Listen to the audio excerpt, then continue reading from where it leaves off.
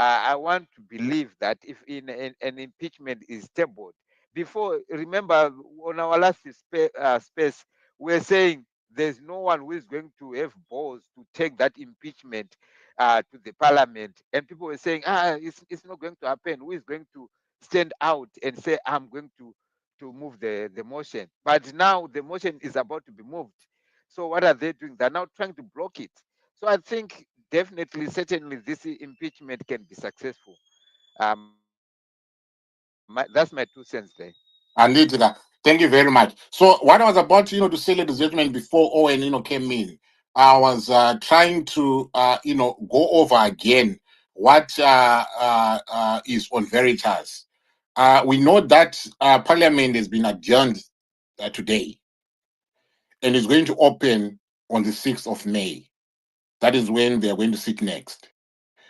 But if you look at the bill watch, right, put out by Veritas, they gave the stuff that was going to be happening this whole week, starting with today, that they were going to be dealing with several bills, including the Parks and Wildlife Amendment. They were going to look at the international agreements that needs to be approved.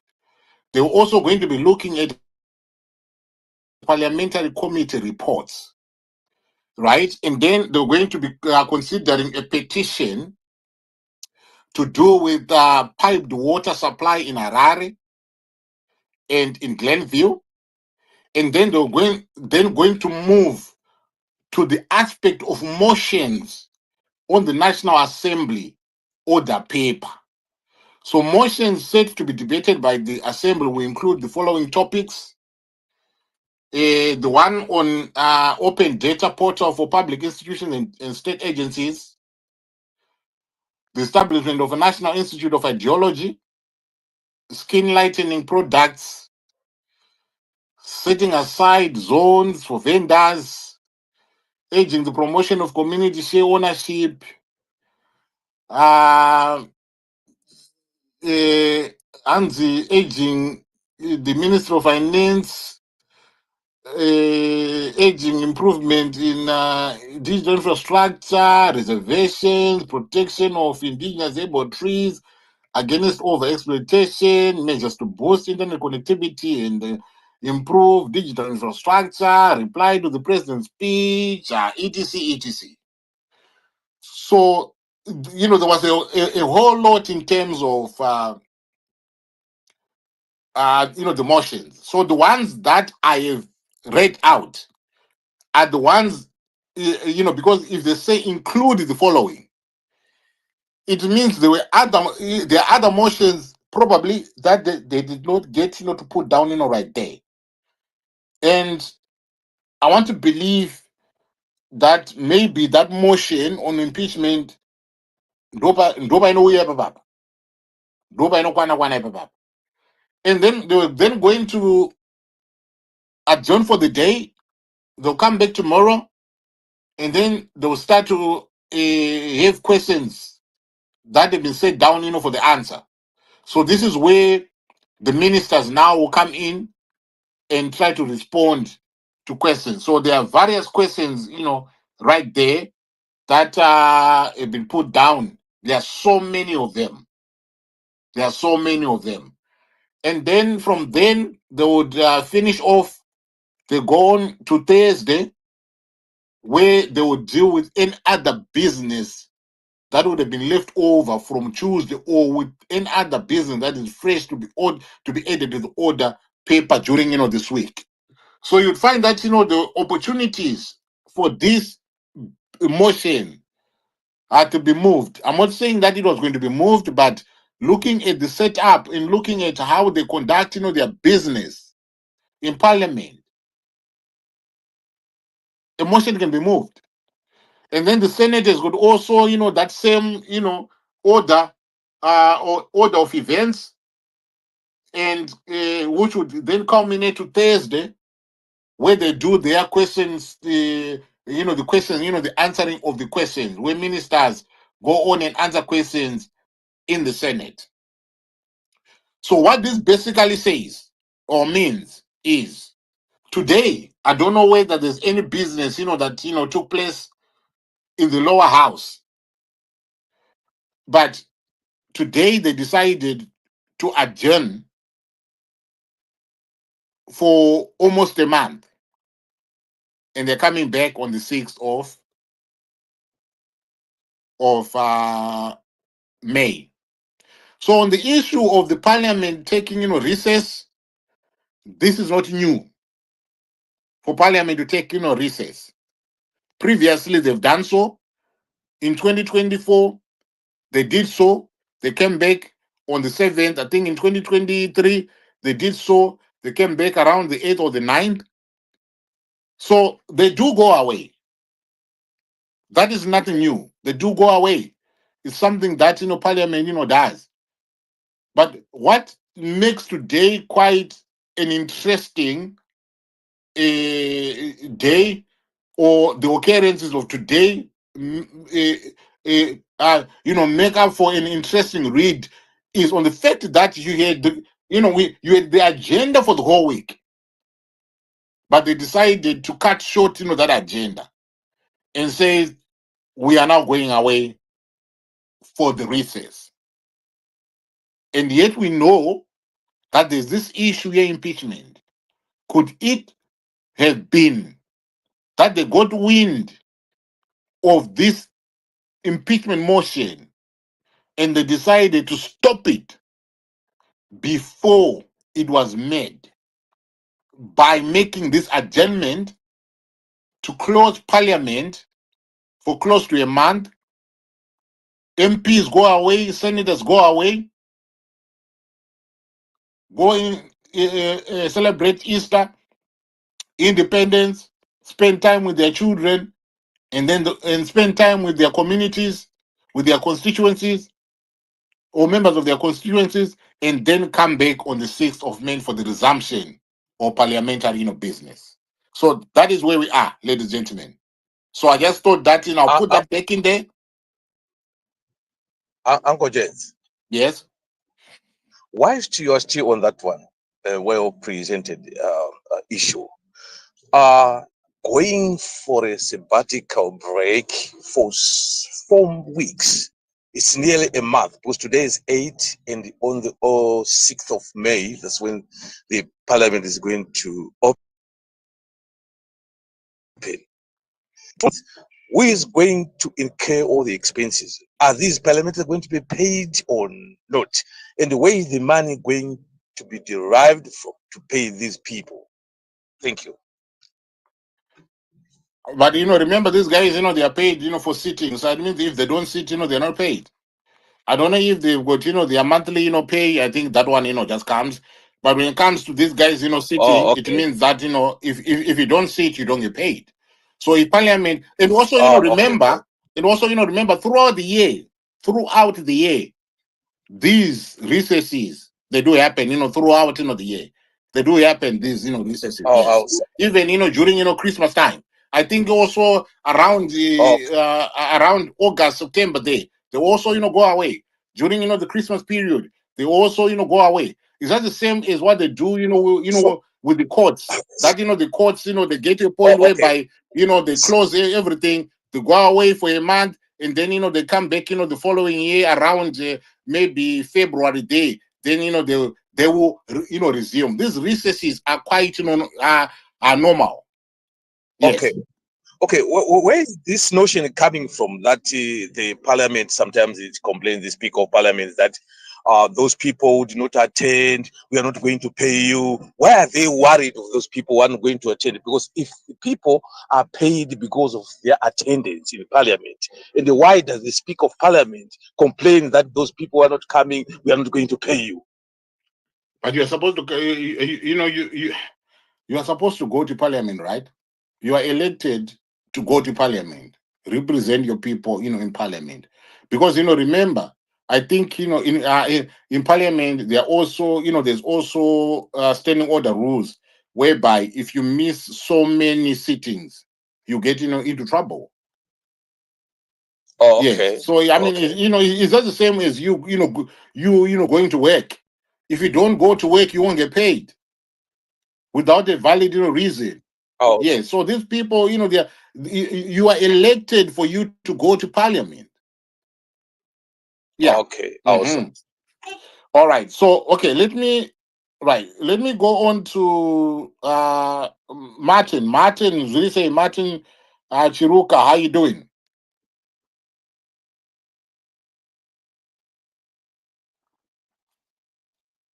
Ngoma Martin.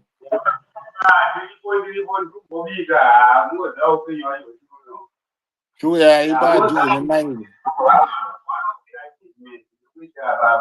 We are able to do the mic. Come closer to the mic. No, I can't hear you. Come closer to the mic.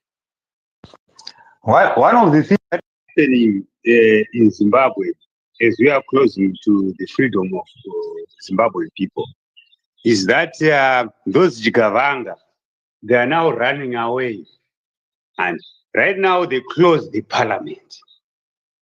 And they said there is no business of parliament until next month. They are trying to plan for the escape. Because pakupisa zvokuti wanzika unonganidzwa kuti mudena waya ndiye wacho ari kutotonga paramendi ka nokuti mbavha no ndiane mari and iye zvino kwanzi tonzani chimwe chacha chakarasika pfungwa kwanzi chaenda kuhameno who is he representing there and who is he representing because we don't want him here ndo chinhu changa chakatoshatisisa muzimbabwe. So now we are calling Idi Mnangagwa just to simply leave power, and we are calling for that now because for the sake of the future of Zimbabwe. Thank you. Right. There's something that has been that has been posted by Walter Mzembe. He says both presiding officers, Speaker of Parliament and President of the Senate are out of the country. So yes, so there's no Mabel, right? Mabel is out of the country, attending some meeting. No doubt, the two most important motions awaiting them are being sponsored by the two contesting factions.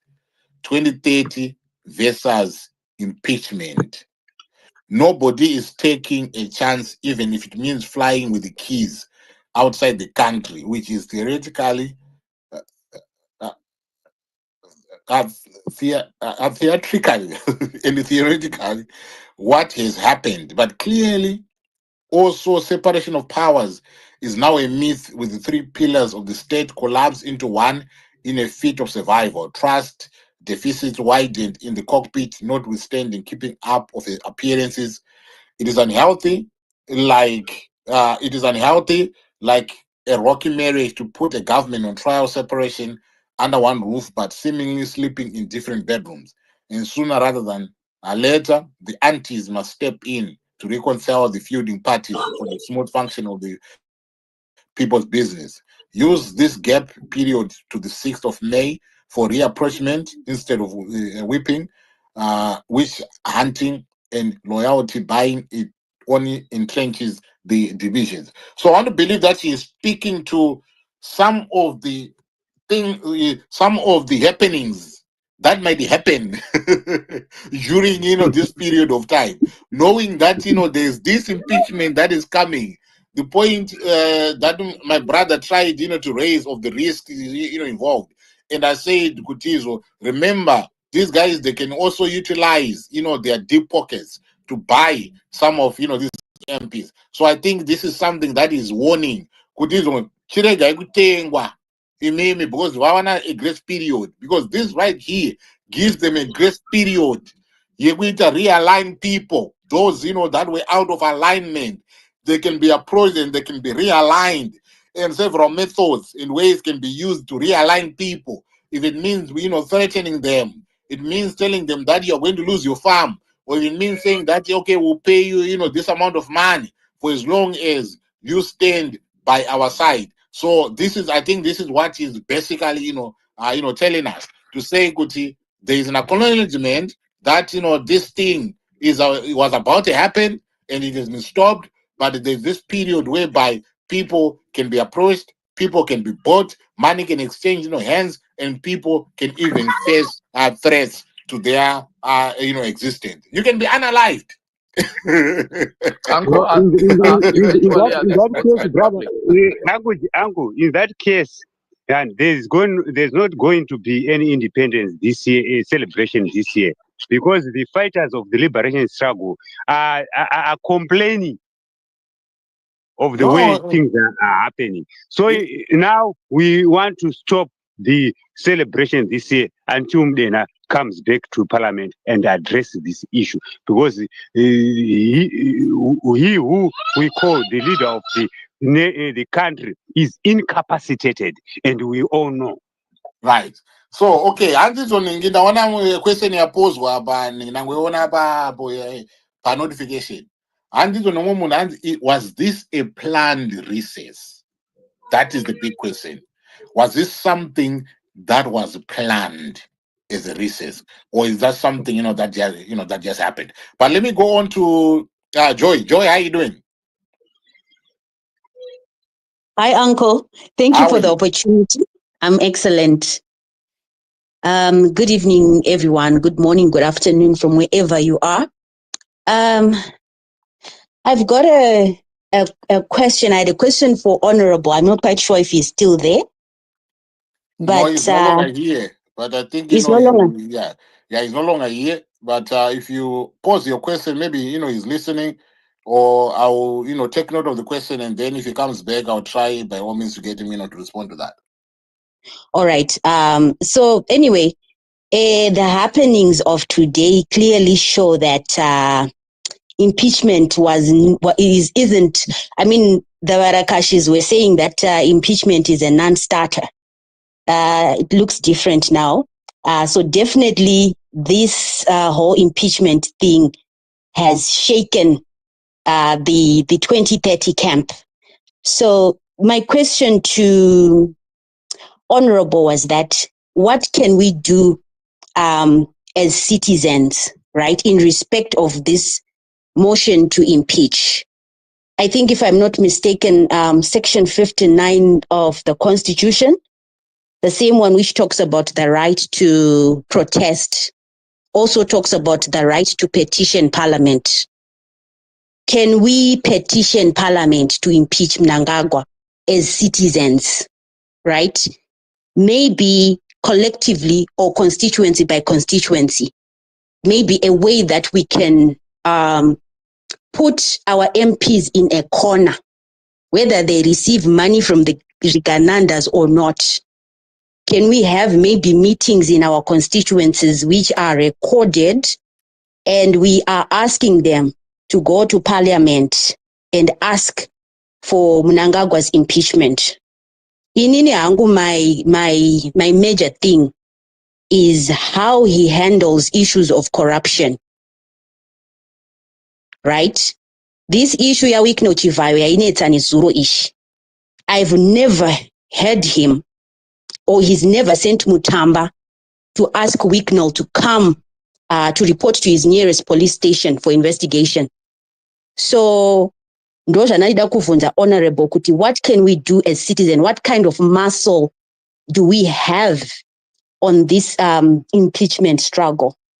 If so, how can we use it collectively? I know most people would want to use it collectively because of fear, kuti munhu anenge asingadonzi azonzi ndiye signature yake yakazoiswa ipapo. So firstly is, as a collective, how can we petition Parliament to impeach? Thank you all. Right. Thank you very much. I hope if he comes back, we'll ask him and then we'll hear the response. Right. Who hasn't spoken? Okay, Mudara G. Do you want to come in? Oh, thank you very much, Uncle Jeda, and thank you very much, all speakers and participants. Thank you very much, Zimbabweans. We are talking of impeachment here. We're also talking of Parliament being adjourned. This is very willful and strategic for Comrade Mnangagwa, who is on hot bricks.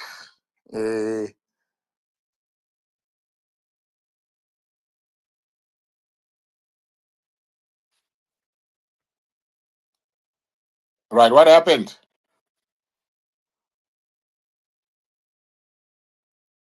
What did we have Black G? Security yasvika pamba vane ningi vane Amana Muzadara, man. tarangu ndarajia Mkoma Jedza.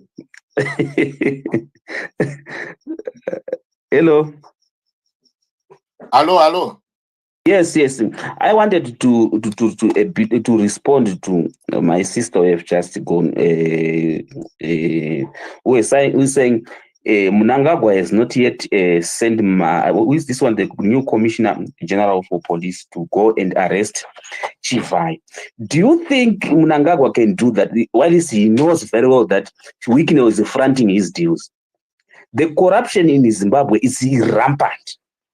It's at another level.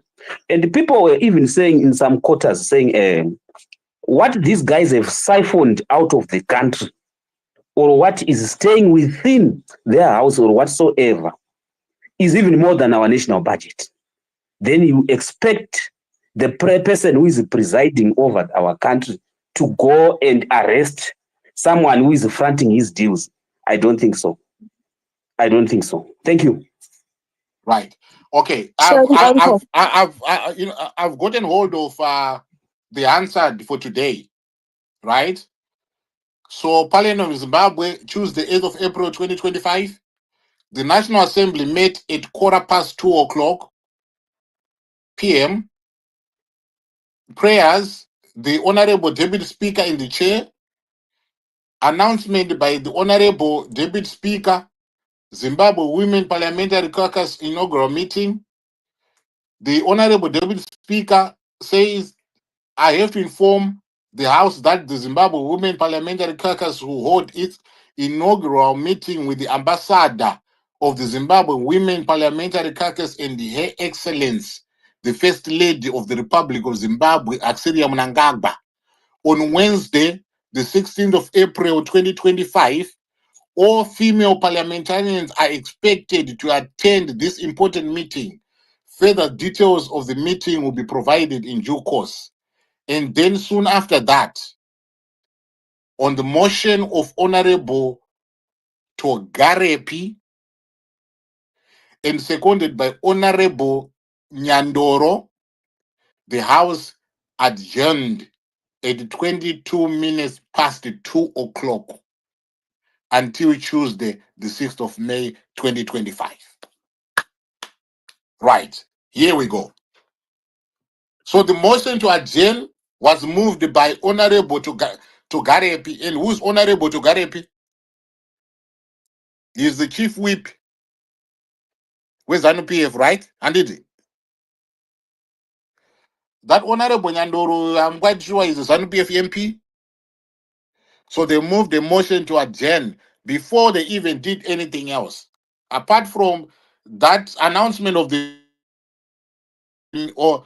caucus meeting, that female MPs are going to be spoken to by Axilia Mnangagwa on the 16th of April 2025.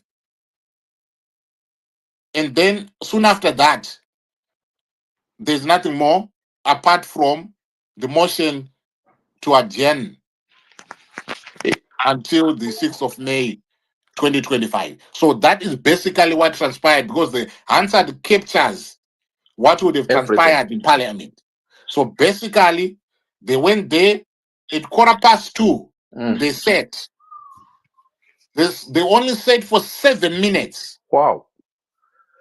So, Uncle, are the other MPs not supposed to challenge when is this adjournment? You just take it and that's it.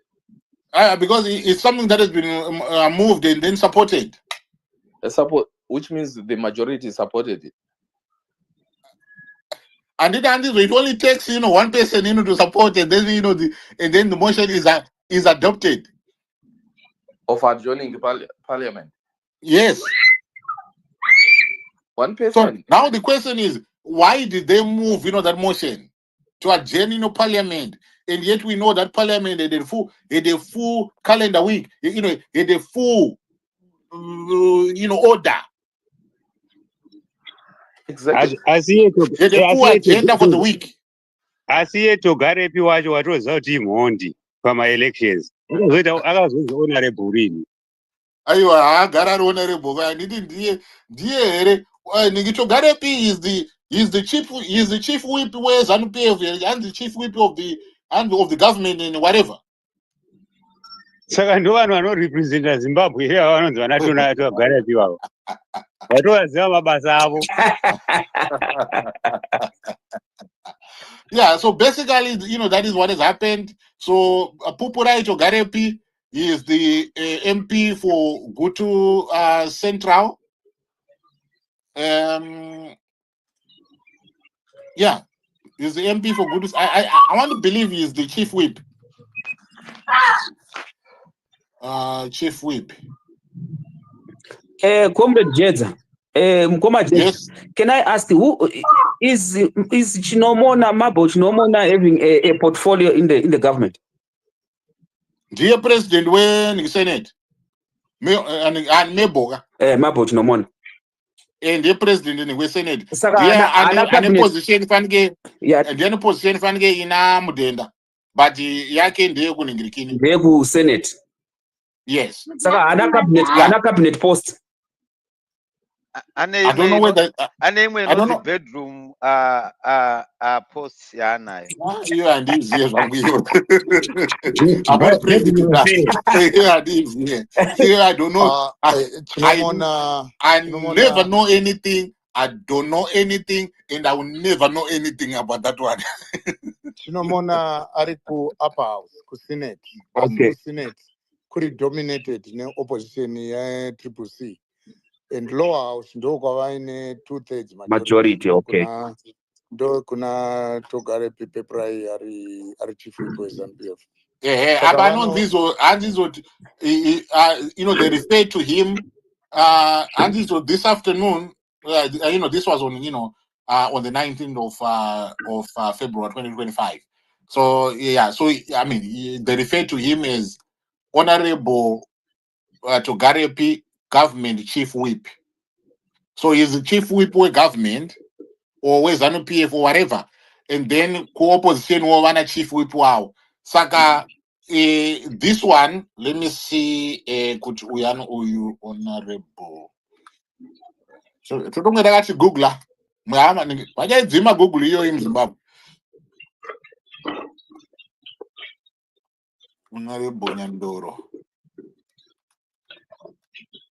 Right. So funny zvangataurwa zvezve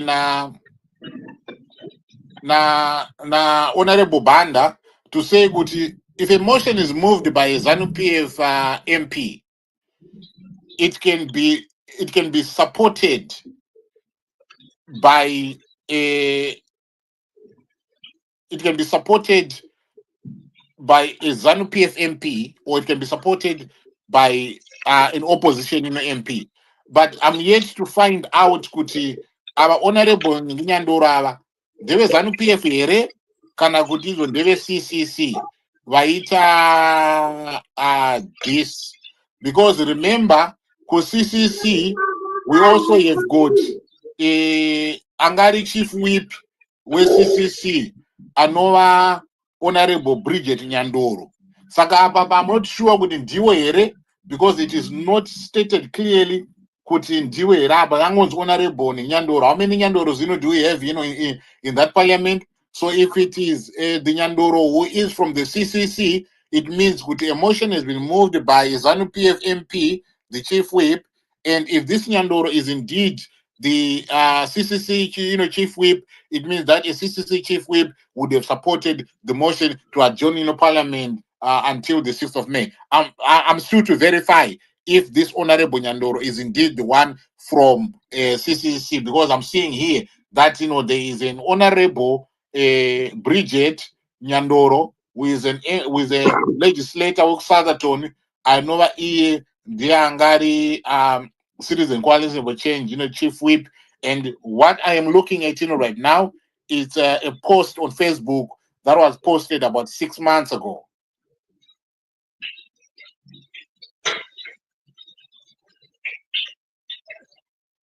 So that is where we are.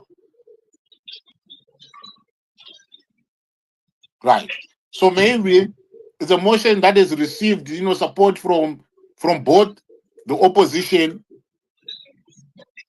and the government. I mean, and ZANU-PF. If we are to go, by this, right? Can I bring in, somebody, to speak? Whilst I'm looking at whether this one is from the alliance. So let me, make a quick look at Uncle, that. So yes, Uncle, just a quick one. Just a quick one. I believe there are also members of parliament from ZANU-PF who are not happy with him, Emerson Mnangagwa. And Emerson Mnangagwa knows it, that he's not even supported by these people. That's why you see he tried all by all means to try and subdue and control this impeachment. Varitoripo violates and PF who are ready to strike. Thank you. right. Okay. Thank you very much. Right, Mike Bassett, do you want to come in? Oh, thank you, Uncle. I just wanted somebody to school me about all these parliament things. Now, so if there was a sitting for something important like impeachment, can the MPs not say no to that? Are they not allowed to say no? No. Mike was That's why they say there was one person who can respond to that, and that question is finished. So is that the normal way of how parliament works? Mike, Yeah, I mean, I think that is. I think those are the protocols, or those, that is what happens, in parliament. If you move a motion, if it is supported, then the motion, carries, is adopted. Okay. Yeah, So, because so parliament business. another question I want to ask is, let's say my citizens Zimbabwe vakachangamuka vakapinda mumastreets vakati tiri kuda kuti motion iyoyo ienderere mberi. What happens? No. Parliament. No, I don't think it works like that. Parliament follow my rules. Pane operational manual of parliament follow. Okay. Fortunately, Parliament was my client until last month. Saka ndinda producer my answers side pavo. Saka my rules iwayo. Mumwe munhu anomove motion mumwe second. Kana va second because avaiti chaotic business. It's orderly. Saka hatigoni kuti tipindire muma streets on motion in parliament. However, our only ndiri kuona kuti pari kugaina citizen momentum zvaive zvichifanirwa kunge zvakaitwa navageza kuti vaite drum up support kubva kuma-citizens, but zviri kuuya zviri kunyatsouya nema-exposes ari kuitwa sezvanga zvaitwa yaWicknell Chivayo. Don't forget kuti yaWicknell Chivayo kuba kwake uku takamboidiscassa pamasure, I think about 6 months ago, though nana angoteta, but vanhu vakangoirabha vakadaro. But iko zvino pava nedisgruntlement muZANU-PF, which is a very good thing. Yatinofanirwa kunge tese takasapota tisina kuti we are supporting ZANU-PF, we are supporting CCC, or the alternative, we should have just supported Zitwe so that we can remove this, because I was on Space yesterday. I nearly cried when some truck driver was narrating how much lithium he is taking or other drivers are taking every single night. And these minerals are being exploited in Evan Wagafanana Nana Chivayo. We also need a Zimbabwean to demand transparency in the running of our PRAZ, Procurement Regulatory Authority of Zimbabwe, which now is sitting in the office of the president and cabinet. Lopaita problem ipapa pekuti chinotengeswa chese chiri office of the president and cabinet. And by so doing, vakaba vakatora, because no parastatals ese 20 and so functional akatorwa akaiswa kumutapa fund inohedwa neanother failure anonzi Mnangagwa gono kushayakarara vese ivavava imhandu dzevanhu panyaya yekubata mari dzevanhu. Iko zvino treasury iri kunzi pane madocuments ari live complete and being held in South Africa. Akaholdwa kudaro ari kutarisa financial irregularities aiitwa naWicknell Chivayo kuningi vakaisa mari inoita 1.1 billion rands yakapewa neZimbabwean treasury. Izvo ndo zvatokwanisa isusu sevanhu now chakachaya nekuti hakuna 2030 vaida kuti vakave all this looting iri kuitwa muZimbabwe zvenyu hamuizii. Mukataura muri kudiaspora munongofungidzira kuti pane inonzi massive scale looting iri kuitika. Okay. My last question. So as citizens, what can we do?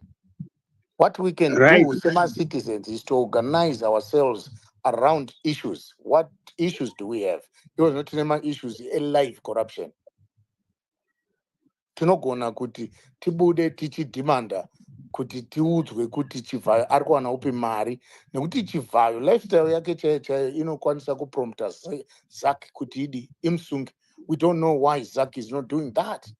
We cannot even talk about police because police are well. Anti vakachinja mahede police vakaisa their mutamba guy who is all subordinate. So isusu vanhu tinogona kuchidhimanda as citizens kuti toda kuona kuti mafunding yeelection yakaitwa sei naWicknell.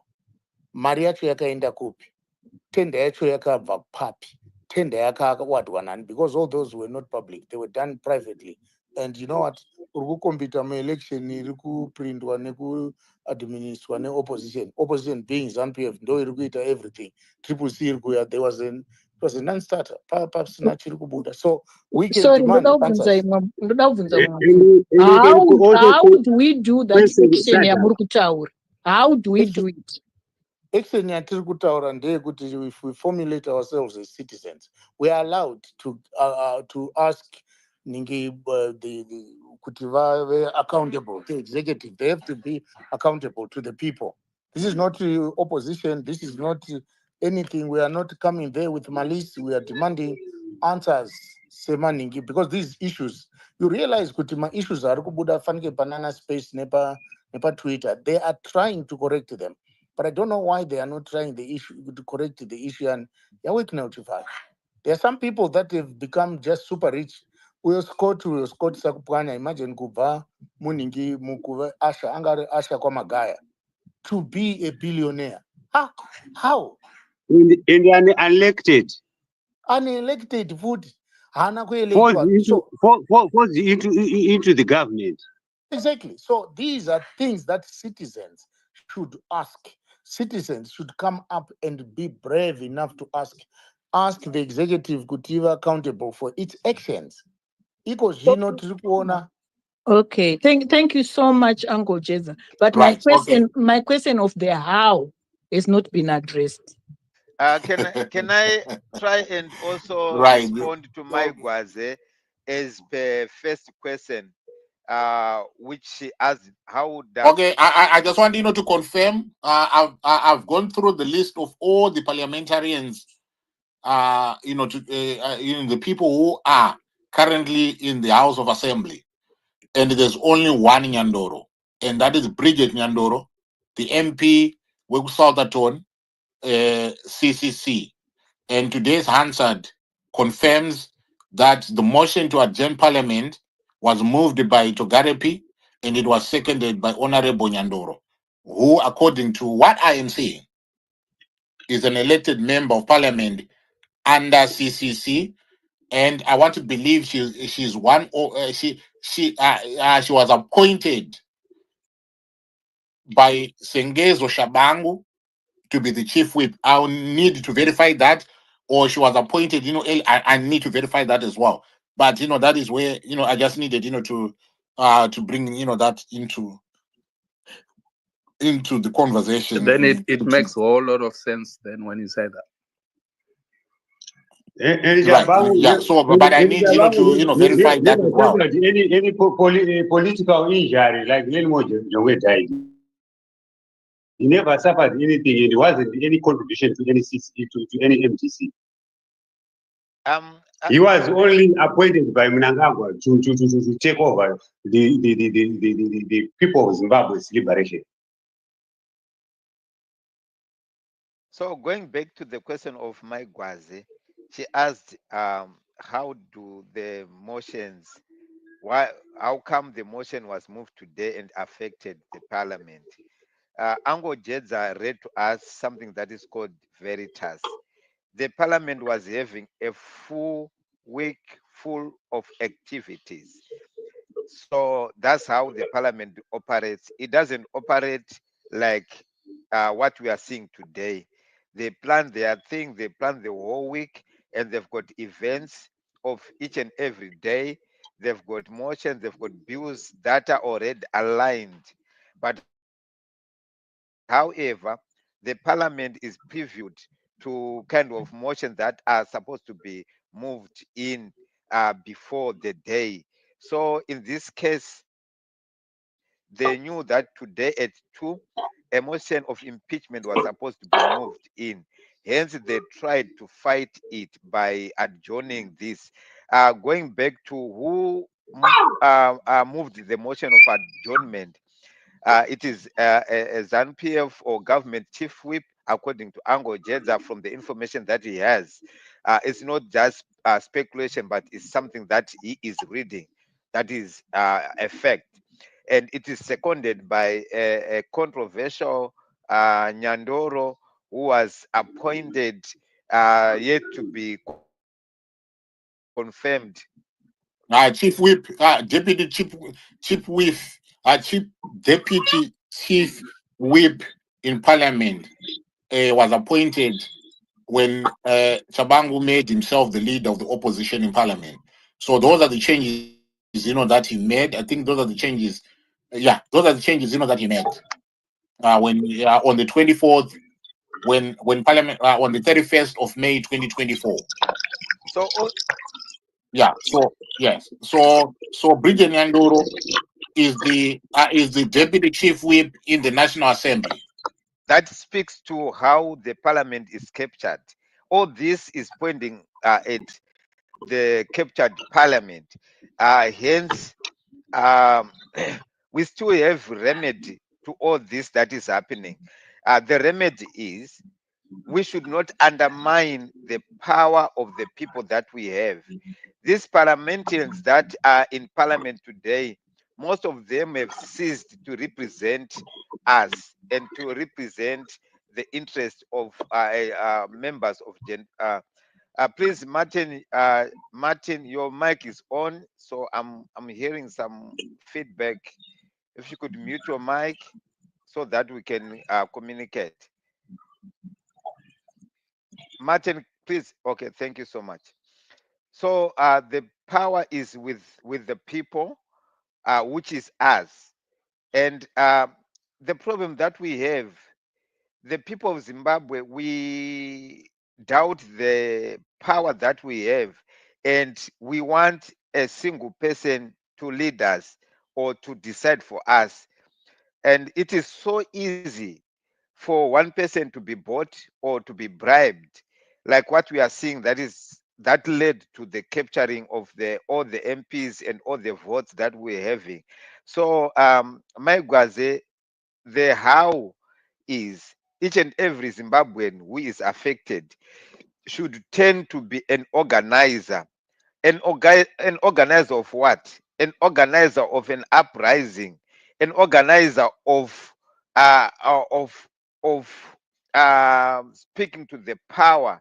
You have to organize in your capacity and know that I am leading something. It doesn't really need one person. If we allow that to happen, then ZANPF will just buy, maybe right now they're trying to buy out the 200 and something MPs because the number is small.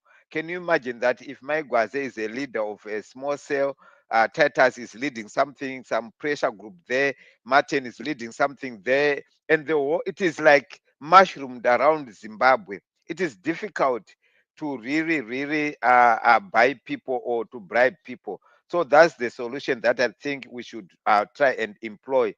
That as Zimbabweans, we should stand up and forget about the MPs that we have. Let's forget about who is who, the politicians, the whatever, and we have to put pressure as individuals and small cells, and then together we combine our power, because people have got the power. That's why the impeachment is so effective, And because Owen Chari, just to let you know as well, she also attended in January at the pre-cup farm. She was there. exactly where Shabangu was singing praises to Mnangagwa. So this is a planned thing. They actually, I don't know if the information is there that they had a caucus to move the adjournment of parliament, and I don't know why it was not contested. Why is it people? Because if a caucus is if a motion is moved, uh, they debate it. What was the reasons? Ango Jeza, please, can you find for us what was the reasons of the adjournment? Because if a motion is moved, it is debated, and the parliament, they will see that it is worth to adjourn. It cannot be moved and then seconded. That's it. Two people representing everybody. I don't think it is as that. Something really transpired that we are not previewed to. We don't have that information. We need that information. Why was it moved and why was it seconded and then an adjournment, like instantly like that without a debate? Right. What I'll do, guys, because the Hansard captures everything that would have happened in Parliament. Saka even kana munhu akatuka I think kana munhu akatuka zvinogona kunyorwa kuti ndingati zvakati ashauta zvakati. Saka what I'm going to do is I'm going to download this thing, and then I'll post it right there on the Jumbotron, so that you may see more what I am referring to and what I'm talking about. And it right, but that is what has happened. That thing, it is only one page. If I go to the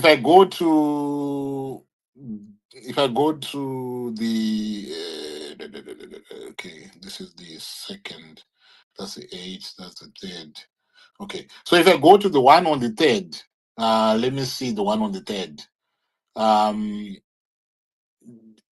If I go to the one on the 3rd, that is speaking to right. So if you look at the one for the 3rd of April 2025, which was Thursday, ladies and gentlemen, it's 86 pages, and this one is only one page. So this one here is quite comprehensive because it captured everything that took place. Everything that took place, because that is the record of any parliamentary proceeding. It is captured in the Hansard. But unfortunately, for today, it is on one page. Nothing else. Hapana zvimwe. Saka kuti izotiti izopazoti debate emotion, pazoti sei. Hapana zvaitika. There's nothing there. It was moved by Togarepi. It was seconded by Nyandoro. And the House was adjourned at 22 minutes past 2. It means they set at 2:15, and by 22 minutes past 2, they were now out. So it means if they are being paid for the sitting, they are being paid for sitting for 7 minutes. Their allowance was 7 minutes. Boom, coming out. Boom, Maria Gemone apinda. So that is what transpired. So I'll download this and then I'll put it right there. Right, let's go to the next speaker. Okay, I'm P. Morgan. Please. Thank you so much, Uncle. Greetings, Uncle and Uncle Titus and everyone on the space. Uncle, I think abapane zwat tiri kuudzwa apa. Yes, I hear you talking about Hansard. Hansard is what happened in Parliament. But from the looks of it, there was a caucus before Parliament. And I've watched Parliament before. When they are adjourning, that part, it was anane, yeah. Those who say, yeah. Kana vasingabvume, like if the triple C don't agree with what is happening. One way that nay or louder so that the whoever is sitting, the speaker or the chair, owns out no, they are not in agreement. And upon the fact that the motion was proposed by ZANU-PF and seconded by our opposition, it means a lot. And from my personal view, to actually bank on this motion in Parliament is a non-starter. Remember on the space that we had a couple days back, with an honorable who spoke about 250,000 US American dollar. So I think what the fellow speaker was saying, this thing they asked the people to say that we are a parliament is a non-starter. Let's organize ourselves as people. I don't know how, but it's a very unfortunate because the system is up in arms. We had an incident in Rwanda where one of the youths got arrested last week for a WhatsApp text, a comment on WhatsApp on that picture. Yeah, Mnangagwa, where there was a picture where Mnangagwa was seated with lots of liquor around him. I don't know whether you guys saw it last week. And then the young man commented on that. That's why these people, they're always drunk, or something like that.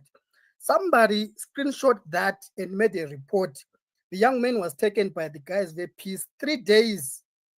The Yangato Piranya is being charged 6 months in Rwanda as we speak right now. So I don't know how we can do this, but the system is up in arms and it's actually picking one by one. And these are the things that we don't know. That number, there are more people that have been arrested, but yet we don't know. And I'll still go back to say it's now with us, the people, not Parliament. We cannot bank on Parliament now. Thank you, Uncle. Right. Thank you very much. Appreciate that. Right. Let's see if we can get some more folks, to come through. Those that have spoken and you have exhausted, please can I ask you, to come down so that we can get in as many folks as possible. Kuti vauye ningivataure. Saka, please. Yeah, let's go. I see. Right. We have edited. I've edited. Some Tonde, please. Do you want to come in? Tonde. Oh, you can hear now. Yeah, I can hear you now. Please go ahead. Yes. I just wanted to find out, kuti ndamboona zvima justification adjournment of parliament richinzi it's because they operate the same way the courts operate. Isn't courts, the superior courts, they close panovhara schools. So is it true, or that's just a statement? Have they ever closed during the school holidays, or this is the first time?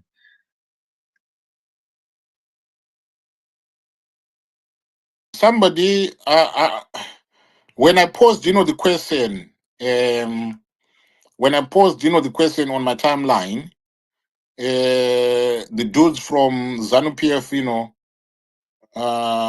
patriots, they then provided something. I mean, they then provided an answer to me saying that if you look at history, you see that Parliament has adjourned around this time, and Okay. so they provided screenshots of Veritas from last year, I think, and the year before, etc. But it was showing that there was a recess a recess between, a recess around, this time. Yeah. Oh, okay. So now you see, I think so. So the question then becomes, if this is something that is a tradition, right? Yeah. At what point, or on what date do they make the decision to say that this is the cutoff date? Does that, I don't know, could be like this is the beginning of the parliamentary week, right? Oh, yeah. Oh, So yeah. do they make the decision on the first day, or they'll say, okay, let us go through the agenda for the for this week, and on Thursday when we We close close. for business, we Oh, yeah. adjourn and then come back on the 6th of May, like what they've done. So is it a matter, Yekuti, today was just something that was hurried, or it's something that was already prescribed for, to say that we just meet, and then after 7 minutes we say that this is it, for this period, we'll come back on the 6th of May. So I'm Oh, not yeah. quite sure there. So that is kind of the the information that I was trying to I'm To scrying understand I'm also, yeah. scrying on the internet right now, to see if I can get something that speaks to that. So I'm still Oh, yeah. looking for a response, for something that I can give you as a response. Oh, okay. No, thank you. Yeah, it's just something I was also trying to understand. Yeah, and I also noticed today, if you saw pictures that were posted by Nick Mangwana, the vice president did not go to bid farewell to his boss. They always post pictures and make sure they show us Chiwenga. We didn't see him today. Yeah, So me, I should didn't that see him. I be only saw something that should Campbell cause Mahad. concern? Yeah. Yes. Mhm. So it might mean there might be tensions, or maybe he was busy with something, but they usually make sure everyone is there. including my son. Was the son there today? But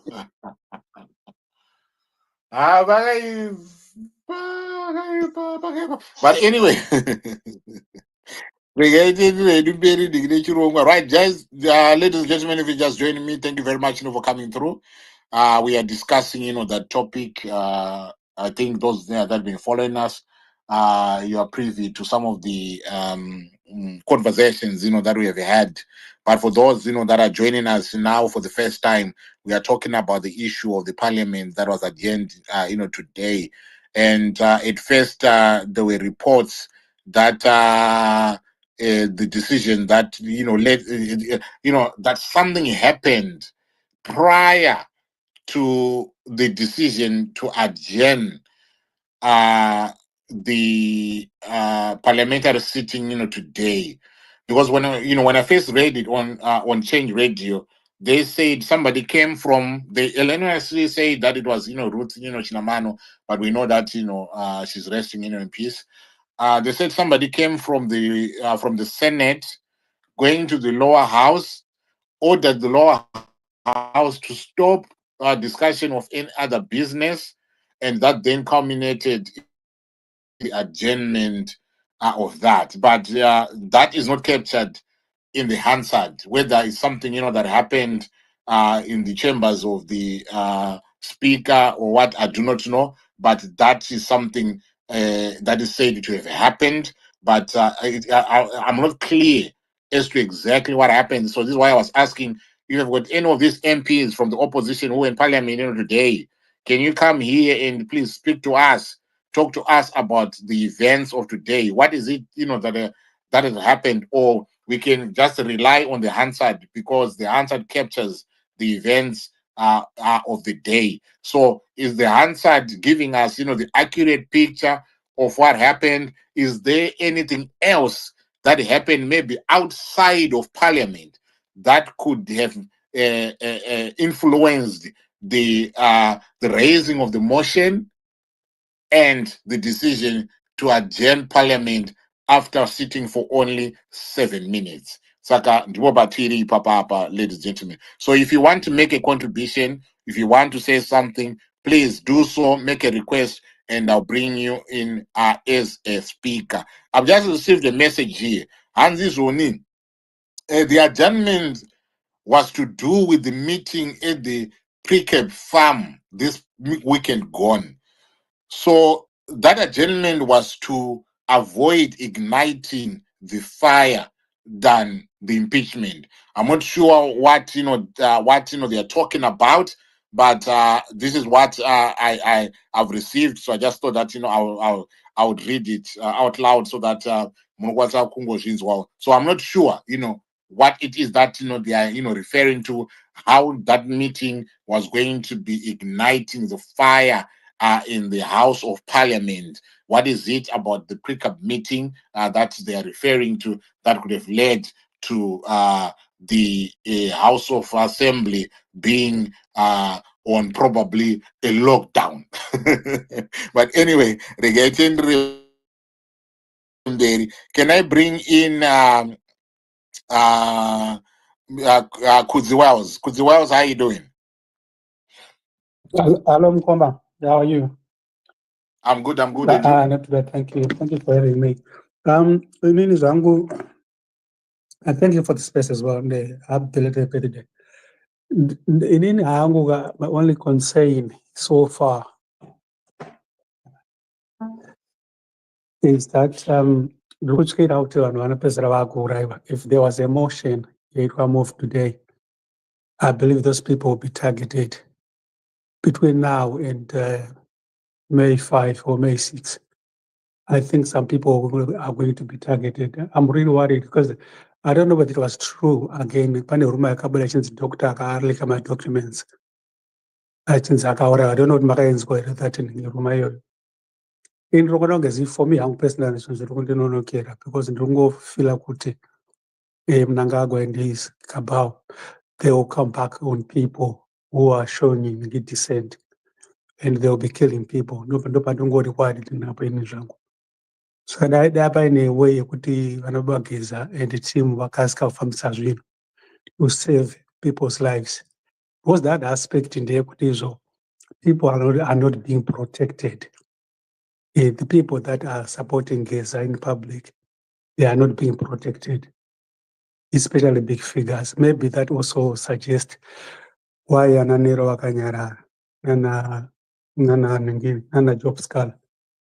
I just want to think, but my concern, I wish number two, I wish for they were protected, especially Parliament impeachment. I wish for them to be protected. Thank you very much. Right. Thank you very much. Thank you very much, for that. There's something, that I'm quickly, looking at, ladies and gentlemen. I will talk about it once I figure out, what is up with that information. But let me, right. Okay. Right. I remember when I said that I got sent, Martin, right. Remember when I said that folks from ZANU PF Patriots, they sent me a Veritas Bill Watch of Bill Watch State in 2024 that says Parliament is now in recess until September 7th. Right. So if you then go to Veritas pertaining to that aspect, right. It's some, on this one, Parliament was adjourned. Right. So Bill was 10/2024. Let me get, no. Come on now. Right. So around, the same period last time, so Parliament went into recess until Tuesday, the 2nd of April, last year. Right? So this is the bill watch for 2024. So they went into recess on the 2nd of April. No, they went into recess until the 2nd of April, right? So if you then go on to the one that they are talking about, you'd find that come on, right?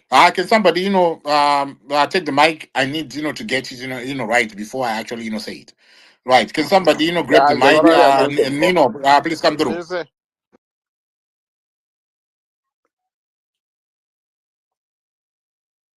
Yeah, please Hello. go ahead. Go ahead, Nino. Alright. Ndanichitombofunga kuti ndanzwa pane munhu achitaura kuti tofanirwa kuzviorganiza isusu semacitizens. Kuzviorganiza tinokwanisa kuzviorganiza, asi problem yatinayo ndeyekuti mapurisa nemasoja ayo tinenge tichizama kuti nesu tiri kuda kuvabatsirawo, because we are doing it for mazimbabweans ese, not a select few. But the problem iripo ndeyekuti tingakwanisa kuzviorganiza, but mafesa aya ndo ane problem, because ndo vanhu vanotumigwa undenai munorova vanhu. And that is how ZANU-PF gets to us, because vanouse fear. They put that within us kuti aiwa mukangoda ngopinda mustreet chat munotiona. But it's in the constitution kuti mokwanisa kuprotesta. Tingazviorganiza, yes, we can do that. Vanhu vanokwanisa kuzviorganiza, but the moment you start organizing, munoona vanenge vakutotumira zvimastatement every hour. So it's very difficult situation yatiri. And another thing I wanted to say ndeyekuti, because right now vapostpone handiti parliament yacho for whatever reason yavanoziva ivo. We need to ask our question this. One question yekuti, when was the last time zvakaitika kuti they've made this adjournment yekuti tiri kupostpone? And why all of a sudden now? Is it because inyaya yageza, or was it eventually going to happen? And if it is because of Geza, question yatofanirwa kuzvibvunza ndeyekuti, what are the possibilities and what is ZANU-PF thinking now? Vari kuzama kuita sei pakupostpone kwavari kuita between now and the 6th of May yavari kuita iyi? What are they planning? Are they planning on taking out Vice President Chiwenga? Is there anything else that they have pamakadzi avo kuti alright takuda kuita so iko zvino? And another thing we need to think now ndezvekuti Geza, since he was the one akauya neidea impeachment, what is his next move? That's another thing, because now he was banking on this, which means it's unlikely to happen, because Muswa 6 May ukauya, they might end up postponing again. So that's the likelihood yatiri kuti what is the next step? Tingataura panapa pamaspace tichida kuudzana maidea, we do this every single day. But problem iripo ndeyekuti action, that is what we need. And when Geza came up with that idea, as much as we know it is a ZANU-PF member, majority of us, we fail to support, because, and it's not because we don't want to. Vanhu vanotya kupinda mustreet, hapana anoda kupinda mustreet achinorohwa uchiziva kuti your chances of coming back home are next to none ukangopinda in that street. So situation yatirawo mana, it's tough. It's really tough. I don't want to lie. And also, opposition is silent. We don't know these guys, have they given up on Zimbabwe, or chichirutomboitika? Because the opposition here, they are silent. No one is saying anything. Chichirukuitika. Are these people now part of the cabal, or vatongo join ZANU-PF avarutongoita front vachinyepera vanhu? Because people went out in numbers and voted. You guys, you can't even go back to the same people that voted for you. What is the next step kuti tibude mussituation? Hapana kana one munhu andamboona achitaura nezvekuti corruption yanyanya kuendera mberi. So how do we move on from this now? In this situation, so on a daily basis, we voted for these MPs which were in the parliament. Yes, Chabangu aga Tora party Madiro Georgina, but those ones vary more. What are you guys doing for the people of Zimbabwe? These people, they are part of this whole thing. I think Ambora Ambichingo Pussy was so like this. It's up to us now as citizens. We can't hold you ransom with less than 500 people.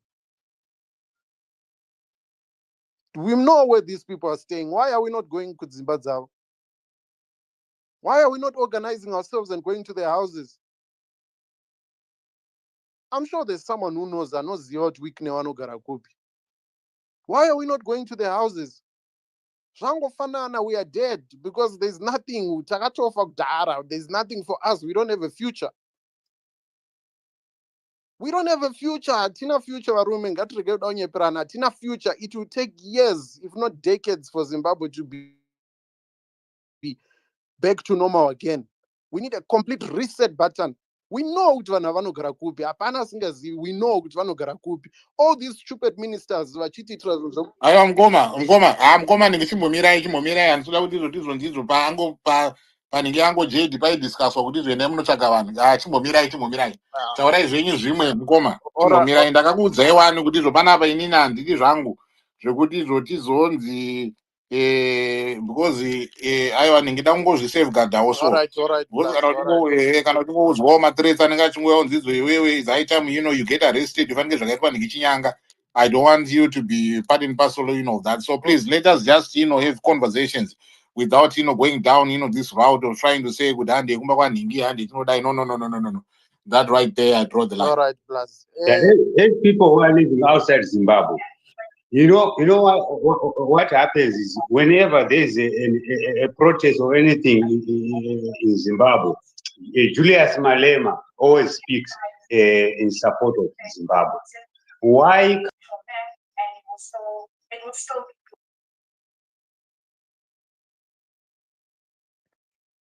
Can we have people closing their mics if they are not just speaking so that we get to hear what others are saying without any interference? Let me land for me. Right. Okay. Oh, yeah. If you can land and then we'll allow somebody else, to come in.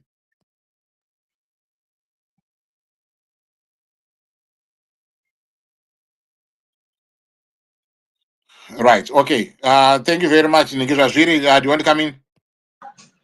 Uncle Jits, I received a call. Uncle Jits. Yeah, please go ahead. Okay. Uncle Jits, I will though I know it's my last kick of a time. People try all feasible options, and the only option that the Mafidi dynasty, Mafidi faction is money at play. Kana fuda mbona kushanda kwemari ka izvi ndo painenge yakushanda manje. And for opposition to be clinging on to say we have an opposition in parliament, for me, hapana zvandinoita. Because kana wakamboti munhu wakavhotera wokubhikira tichangobva unovhota ko watsofuka kana mari yauya munhu iye anoita sei? So to be banking on opposition and all those things right now, for me, it's a waste of time. It's a waste of time. What I always say, guys, the day we will realize that we are the people with that power. Pane mari dzandaitirira musuno yachiwenga that whatever pastor Enzoni, of course daingotaurawo hake yaita zvanzi vanhu chavanotya chete ipfuti. Otherwise vanhu havatyisi. Vanhu chavarongotya chete ipfuti. Vanhu vakangozoti pfuti dziri kusaidi kupi chachaya. So that is not clear yet. That is not clear yet. otherwise iri drama rese riri kuitika iri one pane vanhu vakupanika panic moves, two mamwe reaction moves. So not all plans from both factions, not all plans are going according to plan. It is clear there's something that's happening, but not to both factions.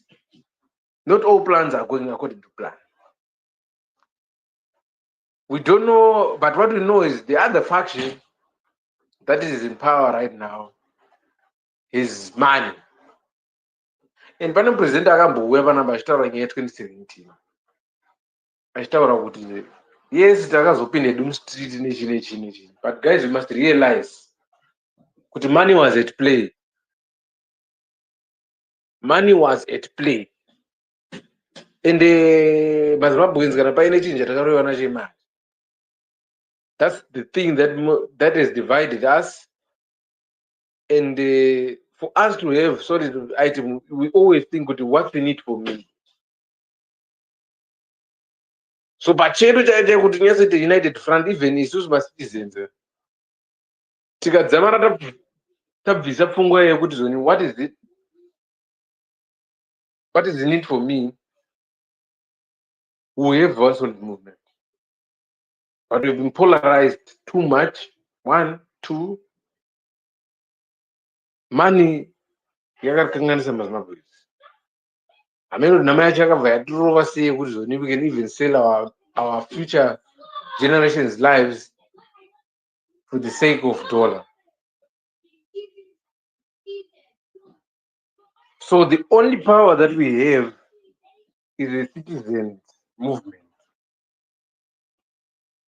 Vanyasa kubatana kuti no matter pakauya mari, no matter pakauya tea on the table, I'm fighting for what is right.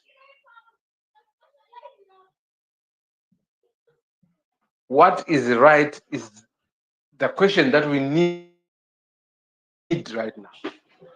Because vazhinji yes mebhengi unovatira bati pakanzi 1 million apa wakatarisa so cash so angojezi ndikutaurirai kana munhu wamamakatemba chaiye kuti uyu anonopasisa motion muparliament akungotaura kuti angojezi tozviona mangwana nenyaya yemari. The generals we have move a motion in 2017. All those guys, we didn't hear this. These guys were paid millions for that 2017 thing to happen. There's 60 plus millions that we said, whether you spent from one way, the guy, I think 2 days ago, Parliamentary is a deep state. Those people are the ones who are behind that.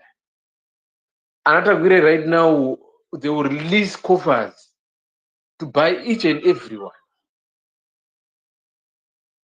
So what we need is truthful people who will say no. We are fighting for the cause. I'm sure I must get a poster item here, Nari, item here, Nari, the death of a vegetable, Zambia. I was reading that thing. It's an 89-page document, and for anyone else that I saw, I think I'll share a link. You wouldn't download it. There is a point where a group Charanari went to Zambia. And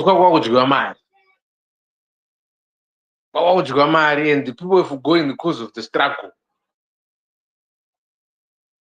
So I was just saying to myself, these things, they continue to recur again.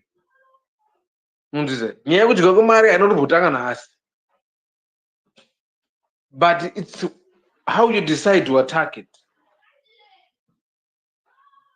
Kana ukati ndikuda kufaita munhu ari kudya mari kuti iwe uzopinda udye mari ka zvakadhakwa hapana zvatiri kuita.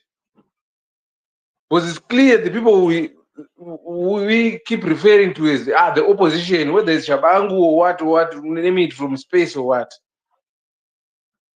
Those people were in those seats for the wrong cause.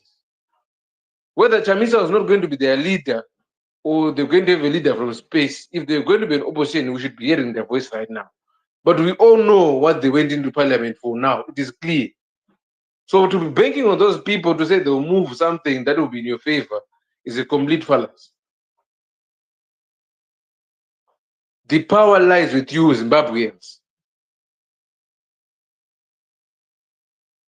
Organize yourselves with truthful people. How we are going to get truthful people is where the question is. Because Zimbabweans, I mean, inzara, I'm sure inzara yakaisa kudhurova chaizvo chaizvo. Zvokuti pakangonzi mari kudai so you forgo even your personal freedom going for money. But I will tell you guys, in this life, I'm sure for those people who have been in diaspora or what, yes, you find everything that's there. But there is more to money. The moment you come into the diaspora or go somewhere where you think there's greener pastures, you realize that there is more to man. Freedom.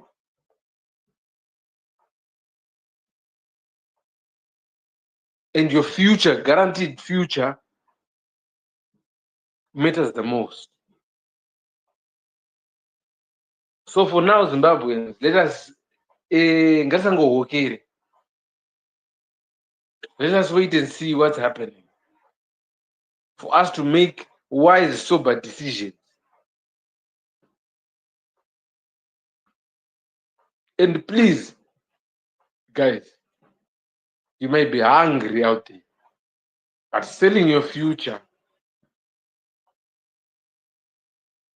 for chasing that dollar, selling the future generations for that dollar.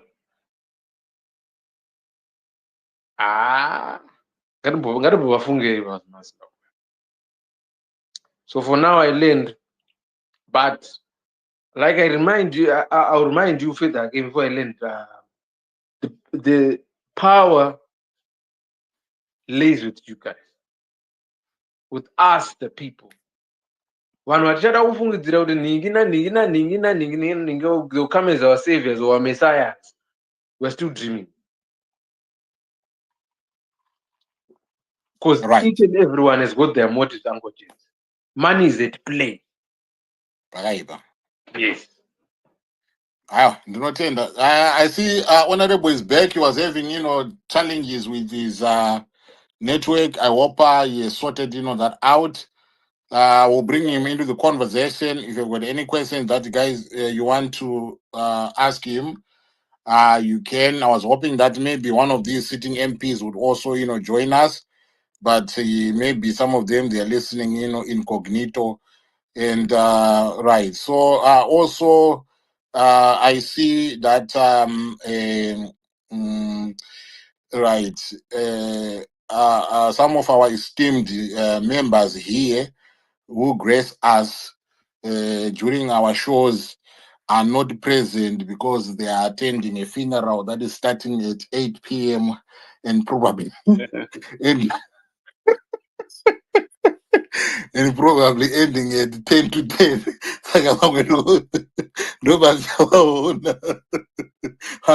Funeral Emirates League Stadium. But anyway, what I was trying, to explain panguva iyeyi ndichitaura nenyaya yekuti if you look at kuti parliament goes to recess around this time, yes indeed it goes to recess, but if you look at the past 3 years, they set for the whole week before going to the recess. They would attend on Tuesday, they would attend on Wednesday, and they would attend on Thursday. They would sit for the full sessions, and the Hansard that are produced are comprehensive in terms of capturing what would have happened. So we are looking at 60, 70, 80, 102 pages of the Hansard. But today was a different, maybe it's a new tradition that they are starting. But today was different, or this week was different. Despite there being an agenda for the 3 days, because they sit on Tuesday, Wednesday, and Thursday. Despite being the availability of that agenda,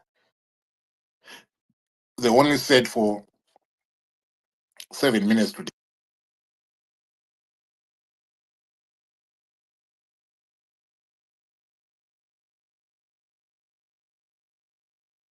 Right, sorry about that. Right, so that is what I wanted you to say. So let's go to the you know what? There's a question, that was posed, earlier on. I can't, you know what? I want to apologize. I can't remember, the question. So, Joy, if you are still with us, you can come back and then you can pose, that question again. The Honorable is back. I think, you can help. He can help us, on that one. But let me go to ONGAB. Please take the mic. And Honorable, if you want to say something, just, raise up your hand and then I'll bring you into the conversation. If there's anything that you have discovered whilst you were temporarily out of the space, out of here, you can please just request the mic, just put up your hand and then I'll bring you into the conversation. But in the meantime, on Gab, Tezara, please go ahead. Mkwasha maswera. So tiri panyaya yedu, theme yedu yekuti tiri kutamba a game of chess. For everyone who was doubting the strategy yakatorwa naGEZA takaita heartbreak, clearly the strategy has hit a nerve. That's why they are responding like this. And I want to put a definition to this move that they have done as castling. So the defending side is castled. Now, when you are attacking and your opponent is castled, you don't force checks on the king. You target the other, what you call, pieces on the field. So the fact that they are castling means that they are sensing the pressure, which means when we were doubting whatever they were doing, clearly, if it was of no significance, if nothing was going to be pushed in parliament, nobody was going to do it, and it wasn't going to be successful or whatever, they wouldn't have defended themselves in this way. So now, if these guys are strategizing properly and their number one weapon is expose avarikuita, I'm looking at the Speaker of Parliament as a target. If there are any skeletons, they are probably should be coming out in this coming week or so.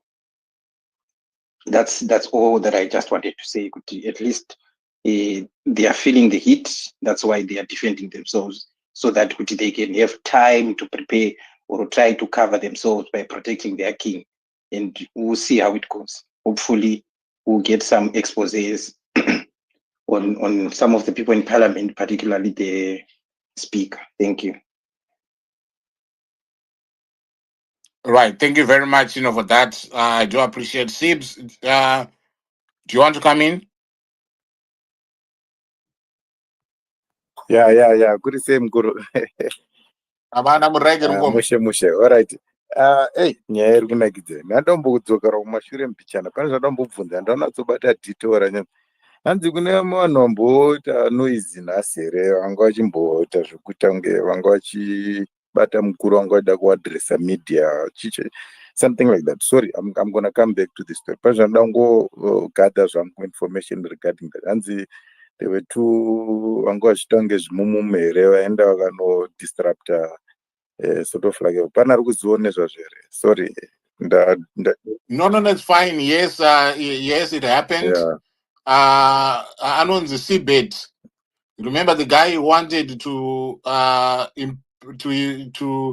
challenge the ascendance of Emerson Mnangagwa. Yes.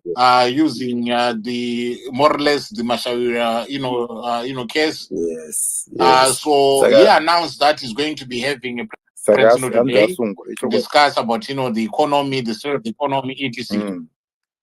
Yeah, so people came in, they disrupted him, and they came in like what you're saying, that they pretended as if they've got that disability that he mentioned, but he ended up engaging in a scuffle with them, and eventually the police came in, and when the police came in, they arrested him So I'm not sure on what charge they've arrested him on, but that is basically what transpired. On what we don't even know what charge was it, but he was taken into custody with the police.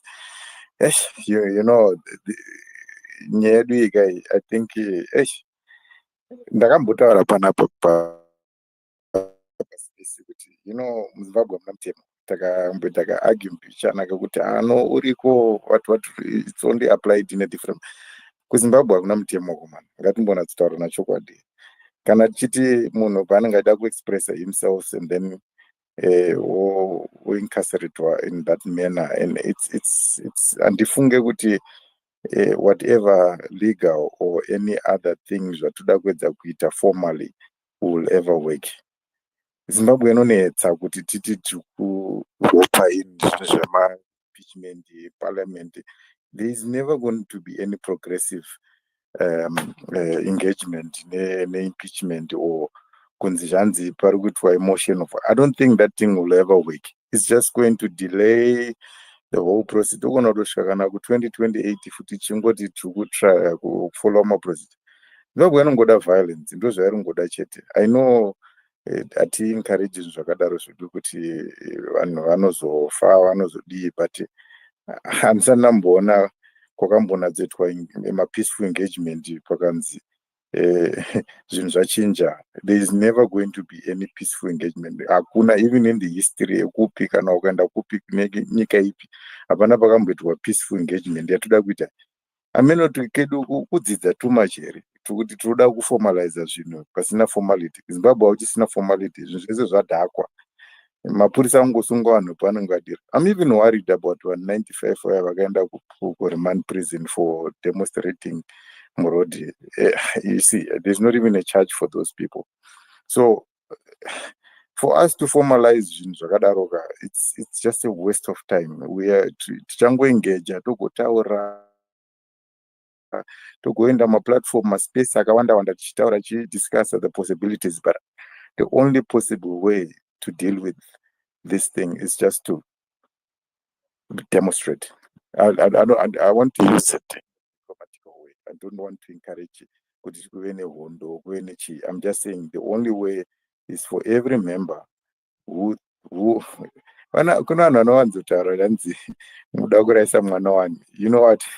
That's being coward. If you uchine mentality kuda kuraisa mwana wani with the situation yatiri muZimbabwe ka iringoda ungoti iwe wega inside yourself ungoenda ungonoita ungonomira uchimirira your own identity, the future, if you really care about Zimbabwe, because we can discuss this 4 or 5 hours tiri pamaspace ichitaura analyze, we can analyze. The only thing that I think, that's why I always discourage this thing kuti we had to move from uprising demonstration stairways to takunda parliament. There's never anything that you can formalize in Zimbabwe. Zvadhakwa. People are stealing money. Pakamboya mafia, gold mafia, pakatarwa. Pana akasungwa here, nombobvunzo, mutipinduro ipapa. Pana akasungwa here gold mafia, because we all saw the movie. Pana wamunoziva akasungwa? Hakuna sibs. Hakuna. Ndichimukuzvona. So guys, I think the perspective ngati encourage never to any mindset yekuti you know what, we need to stand. I know we are all sitting luxury. Maybe you are in UK or you are in South Africa or in New Zealand or Canada. Maybe the majority, they are not even in Zimbabwe right now. But I think the mindset needs to change towards this thing. To formalize a discussion, to analyze what's going to come out is never going to work. That country just needs an aggressive approach to the system because we tinotaura chokwadi zvinhu zvadhakwa to its worst zvokuti there's no other way except just to go and demonstrate about this, be physical about it. I can encourage you, vanhu vari kuZimbabwe. Unfortunately, I'm not there, and I'm not saying kuti I wouldn't be there if I have to, but if be it, the motion should start being gathering people to get into the street, even if kutorara muHarare kana kurara muBulawayo kana kupi, we're talking to masses here. Even if you have to stay in the street for block a road, yes, which road, just to make sure that everyone, the country stands to still and say we need to reset the button. Because Zimbabwe is even my perspectives of even coming back to Zim, they get slimmer day by day as we discuss in Zarafanana Nation. I'm just hoping solidarity I would travel and travel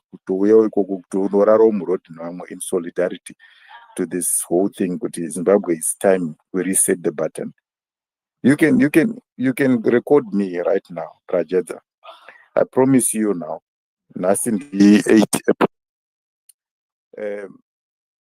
in 6 months' time or in a year's time, you're gonna find out nothing is going to happen. My impeachment. Yes, there's a few something is about to happen. What the vice president I promise you that as long as there's no demonstration in Zimbabwe, zvichamboramba zvichingotaura maspesi kusvika kuna December, next year January, next year April, tichingotaura nyaya, but it will never end unless people goes into the street. I promise you that. Ndirekode ndichange ndinewe kusvika next year kana Mwari achengeta, same time. The space is recorded. I don't need to record it. The space is recorded. It will remain here. There's nothing that has changed. Nyangwe pauya mapurisa kana as long pasina that thing yekupinda murodi chete kana kuti pasina revoke, pasina kunzi kakavana cheko, Zimbabwe will never come right. Because they'll never let it go, regardless. It came in the paper, cannot the exam repeat. They'll never let go. Yakataurwa you and Yagato sendwa pass. They will never let you go. So you can go. We can go to Parliament. Yes, it's not like it's that to go to go discuss. But I promise you, next year, this time, if what I'm saying doesn't happen within the space of time that we're talking about, we'll still be discussing the analysis. What's the outcome of this? Nyika tokonautenda 2028 futi chingodiscussa nyaya pasina chinobuda chingonzi nongoperera ikoko kuparliament zvopera zvakadaro. I don't know, that's my view, but I'm saying you've recorded me and I promise you I'll come back. If I'm wrong, I'll still come back. Right. Pane mubvunzo waya uri kwamuri handizvoni pane vanhu vakasungwa avo. How much did you send to help their families? Okay, it's not like I didn't. Okay, I'm gonna be blunt about it. I didn't send anything, and if ever I have to, I will send. You understand? In solidarity to what is happening right now. So I'm not coward. Like if I had an opportunity or a channel that can to maneuver me to help and assist those people, I will definitely do it. Right. Okay. Thank you very much. I appreciate. Right. Thank you very much. Yeah. But we had Uncle. Yes. If a Zimbabweans in South Africa, I'm not in South Africa, can approach Julius Malema to make a demonstration from now and onwards, Julius Malema will be able to help us. Remember, the people who were targeted by xenophobia were not all other people, and the people who Julius Malema say open the borders are not all other people. He is talking about Zimbabweans, and he knows that Zimbabweans are contributing a lot to South Africa, but he sympathizes with us. So it's now high time Zimbabweans outside the country join other groups, join other who advocate for the total liberation of black people and the liberation, especially of Zimbabweans, because we are suffering in the hands of a crocodile. Let's close that border. Let's close that embassy. Let's make life difficult for Mnangagwa. Let the world know that really life is difficult for our existence because Mnangagwa is destroying our future. Right. Yeah, I was reading I reposted Professor Jonathan Moyo's post on the sentiments that were expressed by Anova Donald Trump trade advisor Peter Navarro. He was saying they are not interested in making deals with countries that are offering zero tariffs in response to Trump's tariffs, because it views zero tariffs offers as zero tariff cheating and a misdirection. So zvava zvangorifungisawo mukuru wedu kuti pavakangonzwa kuti hanzi Zimbabwe yaslebwa ne18 vakati Donald Trump isusu taakubvisa nekumatarifu zvinounza hanzi zvatakana graft nazvo izvozvo. Wakaona zvinhu zvacho zvinongoitwa haphazardly. Botswana yakati okay, we want to engage with them. Why not take a stance yekuti you can show leadership. Kwete kuti you capitulated the sign wekuti ndazona anonzani ndingimutisa kuti it's a good move yaitwa naEmerson Mnangagwa, saka also Donald Trump must reciprocate and remove my sanctions ari paZimbabwe. Ndikati baba wangu iwe. It's just like that idiot in DRC who, when he was putting pressure by MP23, he ended up saying, America, come and take our minerals for nothing, and you give me the position to only some money. Amanaka, don't argue. They when I run this one, he is a visionary leader. See what I mean? The guy didn't remember right. The guy doing the Geshem say what boy remember.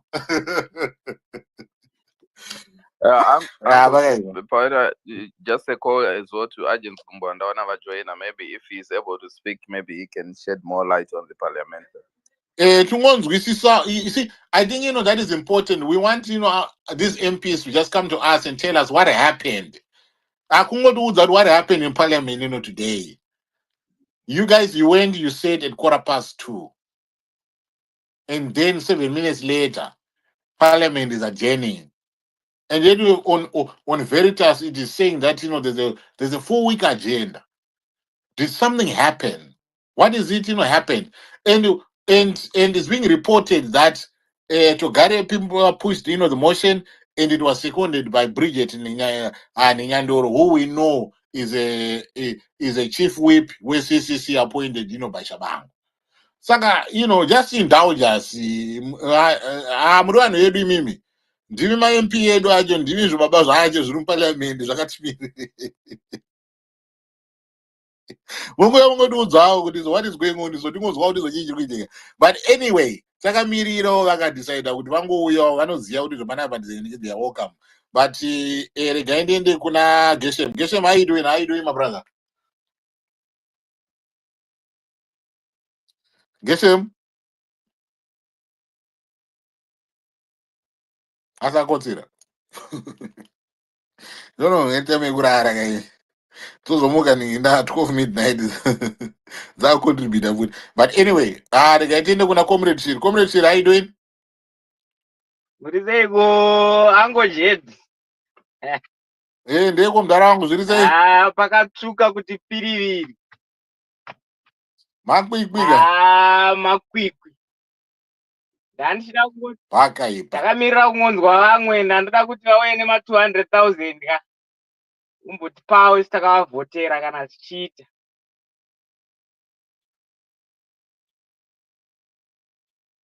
Kana azodzoka vauye nema 200,000.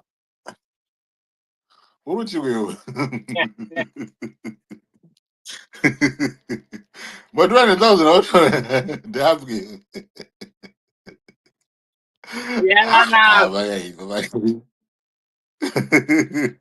But anyway, all right, thank you very much. Right. Okay. We also want to make a contribution. Something, maybe something, that is like kind of, right. Change warrior. What do you say? Vari sei? Bana sema level. Lolo, inga ndaida kutaura zvangu ka. Ndaida kutaura concerning nyaya yeimpeachment. Handiti kana impeachment yaitwa motion yamove, haitangi nekutanga kutofamba ipapo, because inotomboriwa kukomiti committee inoona nezve kana like zvelegal handizvika, then investigate kuitwa kuti because motion inenge iri motion of no confidence to president, kuti president vakuita misconduct nenyaya corruption ichichi, panozoitwa investigation,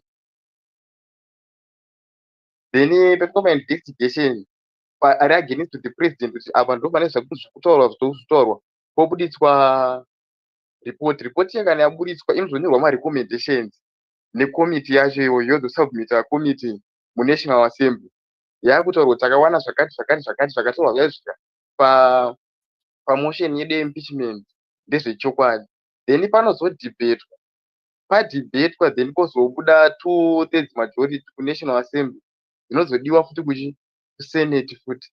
So sometimes kuita kuri kuitwa kuti impeachment motion isamuvwe dzimwe nguva kuitira because kunogona mune vamwe sezvo kune mafunctions aya ari kunetsana kuti kune kwageneral chiwenga, kune vari kuti vamunangagwa tichiri kuvada, dzimwe nguva vanhu vanenge vasingazive kuti because kune maep akawanda ekuid anogona kuti ndevake but vamwe vacho vanogona kutosplitana zvokuti vangona kutopotera motion yekuti aiti out.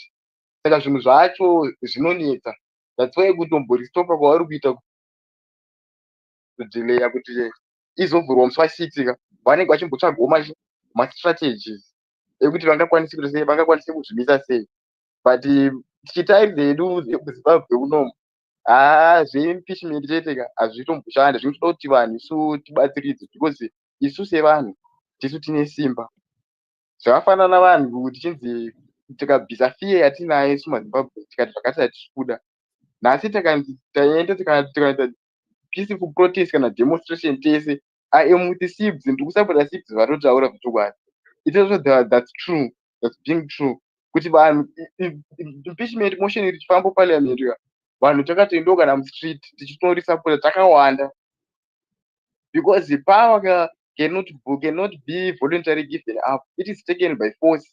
Ivo vasi kutodawo vanhu ratidza kuti isu titodawo kuti simba iribheu riende pakati, because vanhu vasafa, because vanhu vasokwanisa hawo kubuda hawo pachena kana zanupef vacho vanhu kuna vasi kutodawo mamp vacho ari imomo, but kuti vabude pachena havazive kuti zvinhu zvichienda nekupi.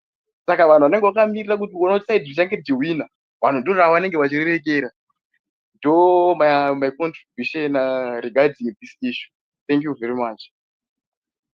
Right, I want to tender. Right, pane yeah. Thank you very much.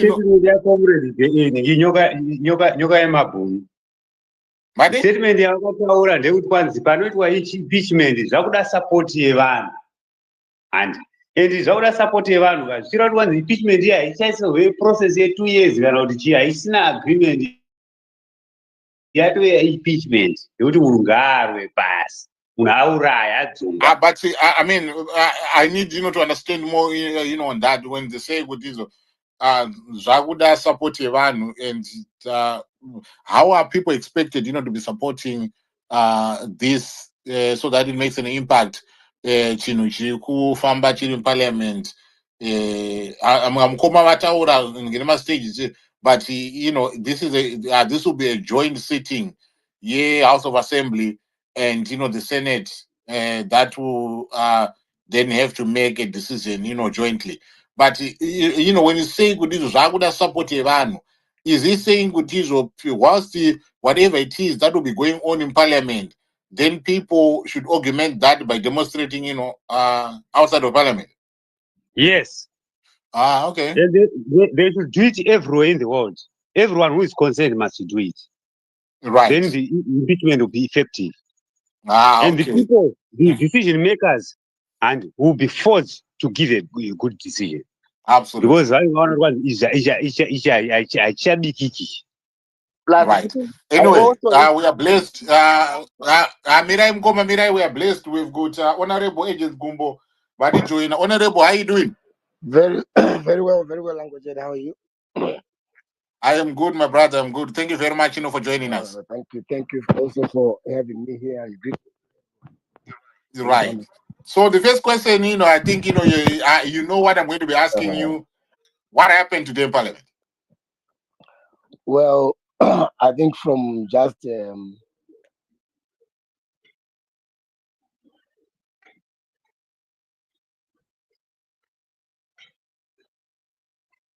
Please go on. We can't hear. Okay. All right. Yes. So what happened today is that Parliament, according to the published calendar of the week, Parliament was scheduled to sit today, which is usually Tuesday is the first day of sitting in every week for Parliament.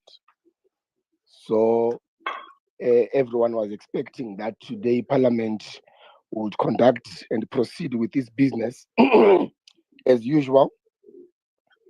However, the only business that was transacted today in Parliament was a simple announcement concerning a meeting of the Women's Caucus in Parliament.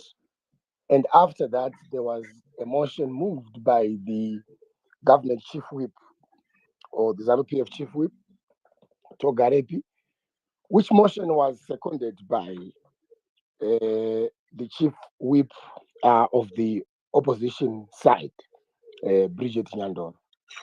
Normally, when such motions are moved and seconded, they are so done after consultation between the whips of both sides of Parliament. The government chief whip, normally because the government chief whip leads the conversation or conversations on the agenda of the day. That is what we call in Parliament the order paper. There's usually an order paper that is given to all members of Parliament, which details the business of each day that Parliament sits, and which motion comes in first and which motion must be adjourned, or which debate must be adjourned or which debate must be continued, is the procedural and administrative function of the chief whips of both caucuses. So the chief whips must sit down and agree to say, okay, we have 10 items that appear on the order paper of the day. Which one must we prioritize to be debated first or to be attended to first? Sometimes the considerations are what motion has been on the order paper for a longer period of time, which must be dealt with and disposed of or dispensed with. So they make these decisions based on quite a number of factors, but all factors must point to one outcome: dispensing with the business of Parliament and the agenda of Parliament. This is where, there are considerations around what is the legislative agenda that was placed for Parliament's execution, which laws are outstanding or have taken too long to be dealt with, whether Parliament must sit in committee to deal with certain legislative stages of various laws that come before Parliament. So the chief whips generally sit down and have this conversation. They also, discuss, particularly in most of the times, with the direction of Parliament leadership, where the Speaker's office or the Speaker's panel, on questions of adjournment of Parliament. So this is why you realize that the only two members of Parliament who dealt with the question of adjournment were the chief whip from ZANU-PF, government chief whip, and the chief whip from the other side or across the floor. So the question that then arises is, why was this adjournment pushed today, or whether or not the adjournment that was pushed for today is procedural or is legal? There's a lot of speculation, of course, around why Parliament was adjourned. One of the speculations I have picked is that no, Parliament was adjourned because the motion for impeachment ought to have been pushed through today. That's one narrative that I have had. Then there's a whole lot other analytics points which have been derived from that very specific point. Yekuti, there was a motion for impeachment today.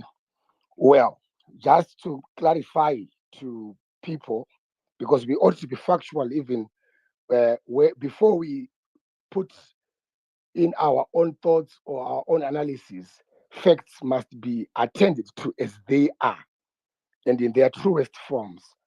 And the very important fact that people ought to know is that on the order paper, there was no motion for impeachment. There is conversation around impeachment, of course, which might be happening around different circles in the country, amongst the citizens, so on and so forth. But on the business that members expected to be transacted today, there was no impeachment. Because also, if you go to the law, how impeachment works or how this process is undertaken and conducted, you don't just get into parliament, sit down, and the motion is moved and people have to vote and follow the processes as enunciated by the Constitution. That's not how it works. Every motion is pushed through, beginning with or starting with a notice of motion. That is what is provided for in terms of the law. The standing orders of Parliament require that a notice must first be given to say, I give notice that on this day I shall move a motion of this nature, which motion then is subsequently moved on a different day many times, because in terms of the law, the requirements, sorry, I have a bit of flu, so my voice might not be very pleasant, but I hope everyone can hear me. No, I appreciate. Yeah, we can hear you. I appreciate it. Okay, so what then happens is, in terms of the law, every motion requires at least a day's notice to be given before that motion can be debated. So you say, I will give you, I'm giving notice that I will then do this. So if at all there was going to be any process related to impeachment today, that process requires to be kickstarted through a notice of the motion. So there was no way that today we were suddenly going to find ourselves as in Parliament voting on the question of impeachment, even voting on the motion itself, because there would have not been a motion moved today and seconded today. There was no notice that was given last week, and as such, there was not even on the order paper a motion of impeachment to that effect. So I'm saying this so that we just correct the facts that legally speaking and procedurally speaking, there could not have been any impeachment process undertaken by the members of Parliament today.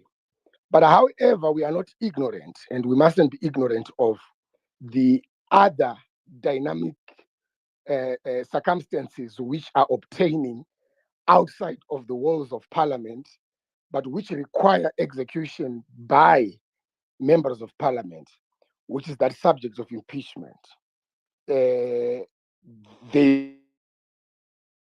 talk has been loud, and the general assumption that people will then make, and justifiably so, is that ZANU-PF or a faction within ZANU-PF led by Emerson decided that no, let's adjourn Parliament so that we take away the opportunity for this motion to start moving or to be kickstarted. Possibly, the other faction within ZANU-PF could have organized to say, okay, we want to give notice of the motion this week. And perhaps intel was, let's adjourn Parliament. Yeah, it's a possibility, but from a practical point of view, it's also a bit far-fetched, because the process of impeachment itself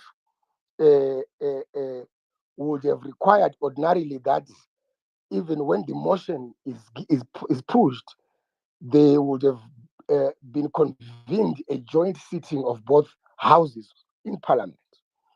So I find from where I stand legally and practically, I find it a bit far-fetched to think that no, because today we were going to be impeachment, so they adjourned Parliament. They probably adjourned Parliament. Now my reasons are as follows. They probably adjourned this Parliament because, when Parliament is sitting, all MPs from across the country, from all the 210 elected constituencies, the PR MPs, the senators, they are in one area. They are convened and they are all in the capital city, Harare. So vanenge vakazara kumahotera kwese uku. They interact over dinner, they interact over breakfast. It's easier to convene a number of MPs to one location, even to a certain address within Harare, because they are already in Harare, sleeping in hotels, as part of the benefits that MPs from outside of Harare gain when they come for sittings. So it's possible that a political decision could have been made from within the walls of Sheikh building to say, can we take away, because the conversation on impeachment is gaining traction in social spaces. I've listened in on a number of spaces on Twitter and other platforms where the conversation on impeachment has been gaining traction. So there possibly could have been a political decision to say, no, let's take away the convening capacity of the other side, which is pushing for the motion of impeachment. Let's remove every MP from Harare. That way it's difficult to canvass this idea or to lobby for the fulfillment of the idea on impeachment. So that's number one possible scenario, which then perhaps then led to, instructions. And I say this is a scenario because as a lawyer, I hate speculations. But, as a politician, I also make deductions from what we'll be obtaining. So my deduction would be the Emerson is not in the country. He has gone out to Kampala. Mudenda himself is not in the country. He is attending to an IPU conference where he has assumed chairmanship. So you have the head of the executive, who is a natural subject of the impeachment conversation, and the head of parliament, who must, because the head of parliament, the speaker of parliament, is the speaker of parliament as a whole. He's not just chairing the National Assembly. It means that the speaker of parliament is the speaker responsible for both houses, in as much as there is a president of the Senate. The person who has the capacity to convene both houses is Mudenda. So he's the head of the legislative arm of the state. He's also out of the country. This also could have caused a bit of uneasiness, in the sense that Mudenda is away, so he doesn't have direct control on some of the processes which might be undertaken in parliament. ED is also out of the country. So they probably envisaged a situation where their absence could encourage certain behaviors or responses, and agreed to say, okay, let's pack parliament until the next term. Ordinarily, this is the week that parliament ought to have adjourned. However, the norm in parliamentary processes is that adjournments are taken on the last day of the sitting in that particular week, which is Thursday, because parliament sits Tuesday, Wednesdays, and Thursdays. So adjournments are not normally taken adjourning Parliament is not normally done on Tuesday, but done on Thursday. So perhaps these guys decided, okay, we can't afford to be away from these processes in the next 2 days, because a notice could be given, not that it might achieve anything at that particular time, but it might start an optics problem or a narrative problem for Emerson and his team. So they could have made this decision at Shek building and then given an instruction to the chief whip to say, move for adjournment of Parliament. And then it was seconded. And it was done before many of the other honorable members could even take their seats. Because this is a process. Parliament sits at 2:15. And in just, I think it was in just about less than 20 minutes. 7 minutes, because yes, you said at quarter past, and then by 22 past, you guys. 27 minutes. 7 minutes. Yes. Parliament has been adjourned to avert any debate around the question of adjournment and so on and so forth.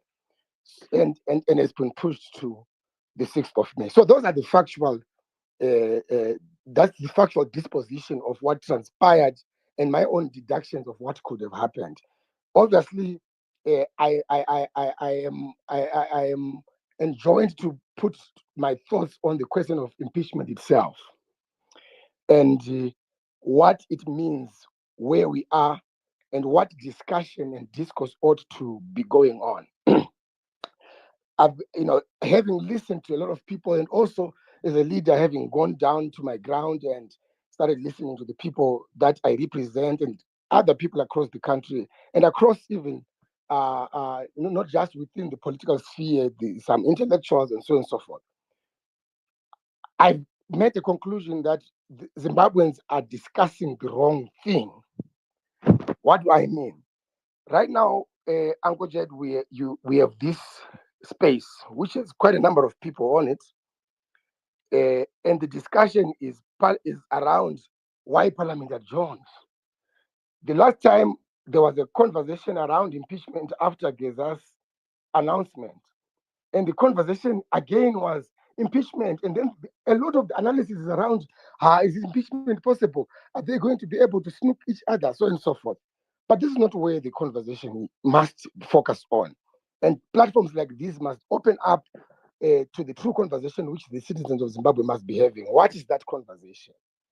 Impeachment, ladies and gentlemen, is one of the two constitutional processes which are allowed for the removal of a sitting head of state from office. There's elections, which is, in a cycle, after 5 years, we've got to go to elections and choose a new head of state. Citizens have an opportunity at that time to remove a sitting head of state, to vote him out of office. The other constitutionally provided means of removing a president from office is the subject of impeachment. What is impeachment? Impeachment is a constitutional process. It is a process which citizens can own, which citizens can participate in, and ensure that they remove from office a head of state which they do not believe is still up to task. And this is the only process in between congresses. There is no possibility at law for even ZANU-PF to recall its president. We don't have those provisions in our law. There's no provision, the other only provision is not necessarily removal, because it's when the president resigns for one reason or the other, he tenders his resignation letter. But where a process which involves citizens and which involves the electorate is impeachment. When impeachment is spoken of, our focus must not necessarily just be on the announcement made by GEZA or on the fact that there are some factional wars within ZANU-PF. Now they're trying to use impeachment and so on and so forth. Citizens must go and ask themselves this question. This is perhaps the second time this process of impeachment, which is in our constitution, has come forward or has been moved for purposes of dealing with some of our leadership crises in the country. Citizens must then ask themselves, since this is a constitutional process, what are the legally recognizable grounds upon which impeachment can be moved? The Constitution is very clear on the grounds. The Constitution, Section 97, it deals with about 4 grounds which are recognizable at law, which the citizens must be spending a lot of time discussing. We must congregate and gather here to discuss those grounds, because Section 97 brings power back to us, the citizens. And I'll justify why I say this. Brings back power to the citizens to say, okay, you have an opportunity to do an evaluation of your sitting head of state, your sitting president. We meet in different spaces and tweet and be on Facebook Lives and so on and so forth, saying, Mnangagwa achadzanyika, Mnangagwa aparadzanyika, they're incompetent, look at the state of affairs. Those complaints must somehow be channeled towards the 2 processes available to us citizens of removing a head of state. Number 1, let's channel our anger and complaints to running an effective campaign against the ruling party and beating them at the elections. Number 2, this other process is called impeachment. When we talk of it, let's come together and say, okay, number 1 ground, serious misconduct. Let's have deliberate discussions, because we must be driven by revolutionary consciousness. Revolutionary consciousness requires that we be factual. It requires that we allow ourselves to think deeper around the questions of our complaints, or the complaints that we raise against our government. What is Mnangagwa done which can be characterized as serious misconduct? So the citizens discuss that and evidence is produced. Those that get hard evidence, or those that can even get circumstantial evidence around whether or not Mnangagwa has undertaken acts of serious misconduct. If we tick that box and we say, correct, there's been misconduct, serious misconduct, we can list the misconduct. We ask ourselves the second question: has the sitting head of state failed to obey, uphold, or to defend the Constitution? That's a ground upon which citizens can decide to say, we don't want this president anymore. We don't want this sitting head of state anymore. So let's go to the Constitution. We always are speaking and saying, no, Mnangagwa is an unconstitutional president. He is undertaking unconstitutional acts. And we have that charge sheet around his betrayal of the Constitution. We discuss it as citizens. We congregate around that question of constitutionalism and see if we can come up with points that we can present as a case against the sitting head of state. Then there is, willful violation of the Constitution. Let's discuss that ground. Let's go to town. Let's have doctors who are on this platform.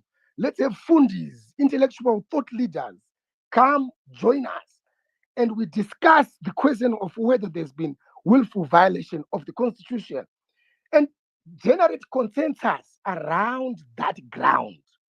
Then we will proceed to the 4th ground, which the Constitution provides: inability to perform his duties because of physical or mental capacity.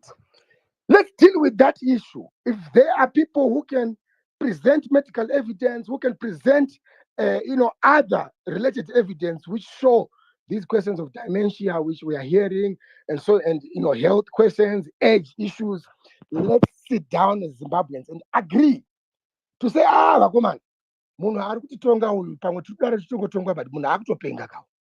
Do you understand? We all agree on that as citizens. Then we rally, our efforts towards the demand that can be fulfilled through Section 97, which is impeachment. Now, this is where I'm coming from when I say this is a citizens' process. people might, yes, there's a process, there's discussion around, okay, what is the procedure in Parliament? Who is going to be brave enough to raise the motion, so on and so forth? Who is going to be brave enough to vote for the motion? Who is going to be, bribed so that they vote against? How much money is moving? We are taking too much time on gossip, which does not show that we are exercising our power as citizens. In fact, when we have come up with an agreement and we've generated consensus across the political divide, because it's a citizens' process, across the political divide, if people have generated consensus, all movements, groups, burial societies, whatever, there's consensus that we are where we are as a country because of acts of serious misconduct by the president, because of his failure to uphold the constitution, because of his willful violation of the constitution, or because of his mental and physical incapacity. We have agreed because of these issues, this guy can't continue to run. What do we do in our different spaces, in our different constituencies? We take up this issue with the MP, because the people that must then eventually do the constitutionally provided for process are the MPs whom we believe that they must at all costs be a representative of the people that elected them and sent them to Parliament. So when Parliament is sitting and when Gumbo stands up to give a submission in Parliament, the natural order of things is that Gumbo speaks the mind of those that he represents. So he is a representative of Heathcliff. When you see me do my legislative work, I am doing it on the mandate of the people of Heathcliff. I stand on the shoulders of the electorate that voted for me to go to Parliament. So whatever process we do in Parliament is a culmination of a citizen's process. This is why I say citizens take time to discuss and deliberate the grounds. That must be the prominent subject. Do these grounds demonstrate what Mnangagwa represents, which must then lead eventually to the process of impeachment? So MPs will then sit down in Parliament, and then these motions are taken, so on and so forth. Many times, and in some instances, in some countries, these motions are taken as a response to pressure conversations coming from the citizens. Impeachment is not a top-bottom process. Rather, it is a bottom-to-top process. It is the people of Zimbabwe who must make the decision. Doesn't matter.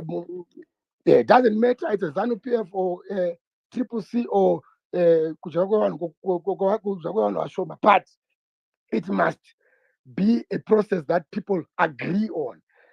Consensus is generated, and then the process is then taken up to the platform, which is an expression of the desires and aspirations of the people. That is Parliament. So Parliament then sits and goes through these processes. But processes are actually the expectation is there must be so much heat on representatives to address a growing concern from the pool of the electorate and the citizens of this country. This is where we must focus our conversation. So my thought, ladies and gentlemen, is that before we interrogate Kuti, GEZA gonna hear impeachment, someone asked me and they said, so Gumbo, are you going to support GEZA's impeachment process? And then I said, no, don't ask me that question. He's a journalist. I said, don't ask me whether I'm supporting GEZA. I want you to ask me whether I support the Constitution. I want you to ask me whether I'm a constitutionalist myself. My answer to that is in the affirmative. Then when I come back to the question of Section 97, it's not necessarily an issue of my interest. Probably, I have my own hatred for ED, which is not provided for in the foreground, provided by the law. I want to ask the question, what are the citizens saying about the foregrounds provided for in the law? If the citizens whom I lead say, no, these issues are all life matters, all these four grounds are there, or one ground or two grounds, then I am open to considering and thinking of the constitutional process of removing this guy from office. But if the citizens are not centering their efforts to debate that derive from the foregrounds, then we are wasting our time, because you don't impeach a president because you don't like how he smiles, or you don't like how he dresses, or how he speaks when he's at the podium. Those are not legal grounds. The legal grounds are what we must be discussing, debating back and forth, back and forth, back and forth. If we agree as citizens that no, the grounds are satisfied, then the process is possible, because it will be a citizen driven process which is achieved legally through a parliamentary procedural process, which parliamentary procedural process is capable of being achieved, because even the convening of the motion being set up, after the motion is set up, and then the both houses have got to vote by a simple majority to pass the motion, and then it goes to CSRO. CSRO appoints a 9-member investigative committee, which then considers the grounds raised in the motion. So ukaona ma-grounds atetenda nawo asiri ma-grounds ari kubva kuvanhu, mukaona ma-grounds anotanga kutaurwa asiri ma-grounds ari kubva kuvanhu, ari ma-grounds ema-personal vendettas, so on and so forth, then it's a process that is doomed to fail. But if the citizens are continuously agreeing and generating this consensus around these grounds, then it's a process which is bound to succeed, because the investigation itself, which will be done by the 9-member ad hoc committee appointed by the CSRO, the investigations must come and say, no, you see what? This is exactly how the people of Zimbabwe feel. Right. And this is I thank you very much. That is kind of, what I was, looking for. What I was asking when I was saying, can we have MPs, to come in?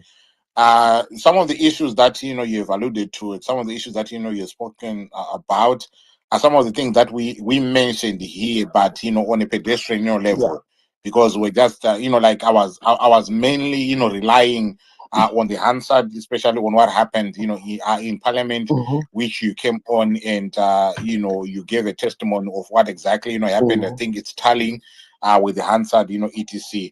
And then on the decision to then adjourn Parliament, today, I want to believe that, you equally found it, odd, but you brought in, this issue of, whips having a conversation, beforehand, and agreeing, on something before that is put to the floor, and before an action, is taken. It's just a pity that, the speed with which, this thing, has happened, according, to what you said, is something, that happened like, a lightning, bolt, that you guys, that it is 2:15, and then by 22 past, 2, everyone is being asked, to go as a result of the moving of the motion to adjourn, Parliament until the 6th of May.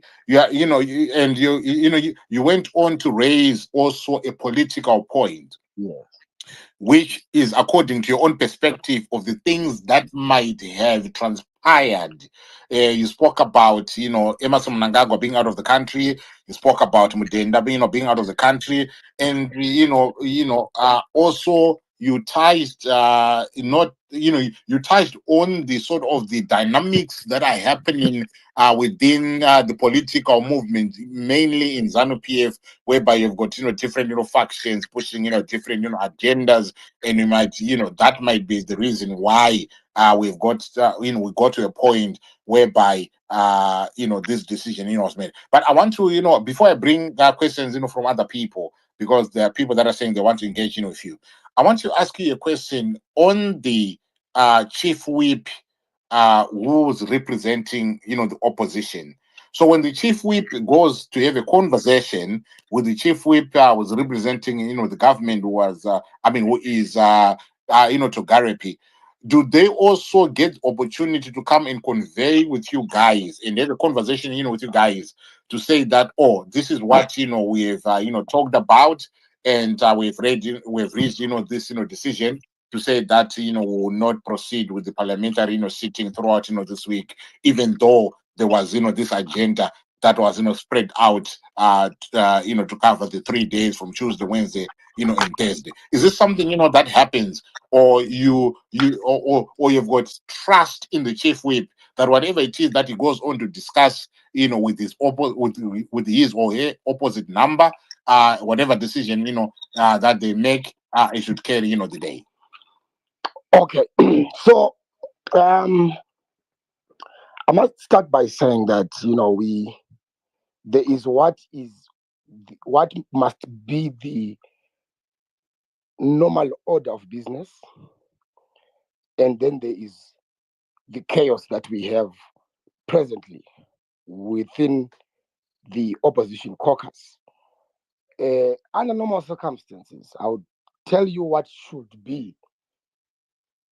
Under normal circumstances, a caucus is convened prior to the business of parliament or prior to the execution of parliamentary agendas.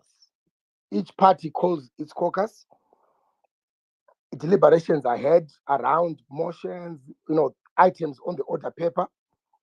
And this is where normally the chief whip is expected to consult with his or her caucus on questions around how parliament business should be conducted in any particular week, or around how the caucus should react to any particular motion.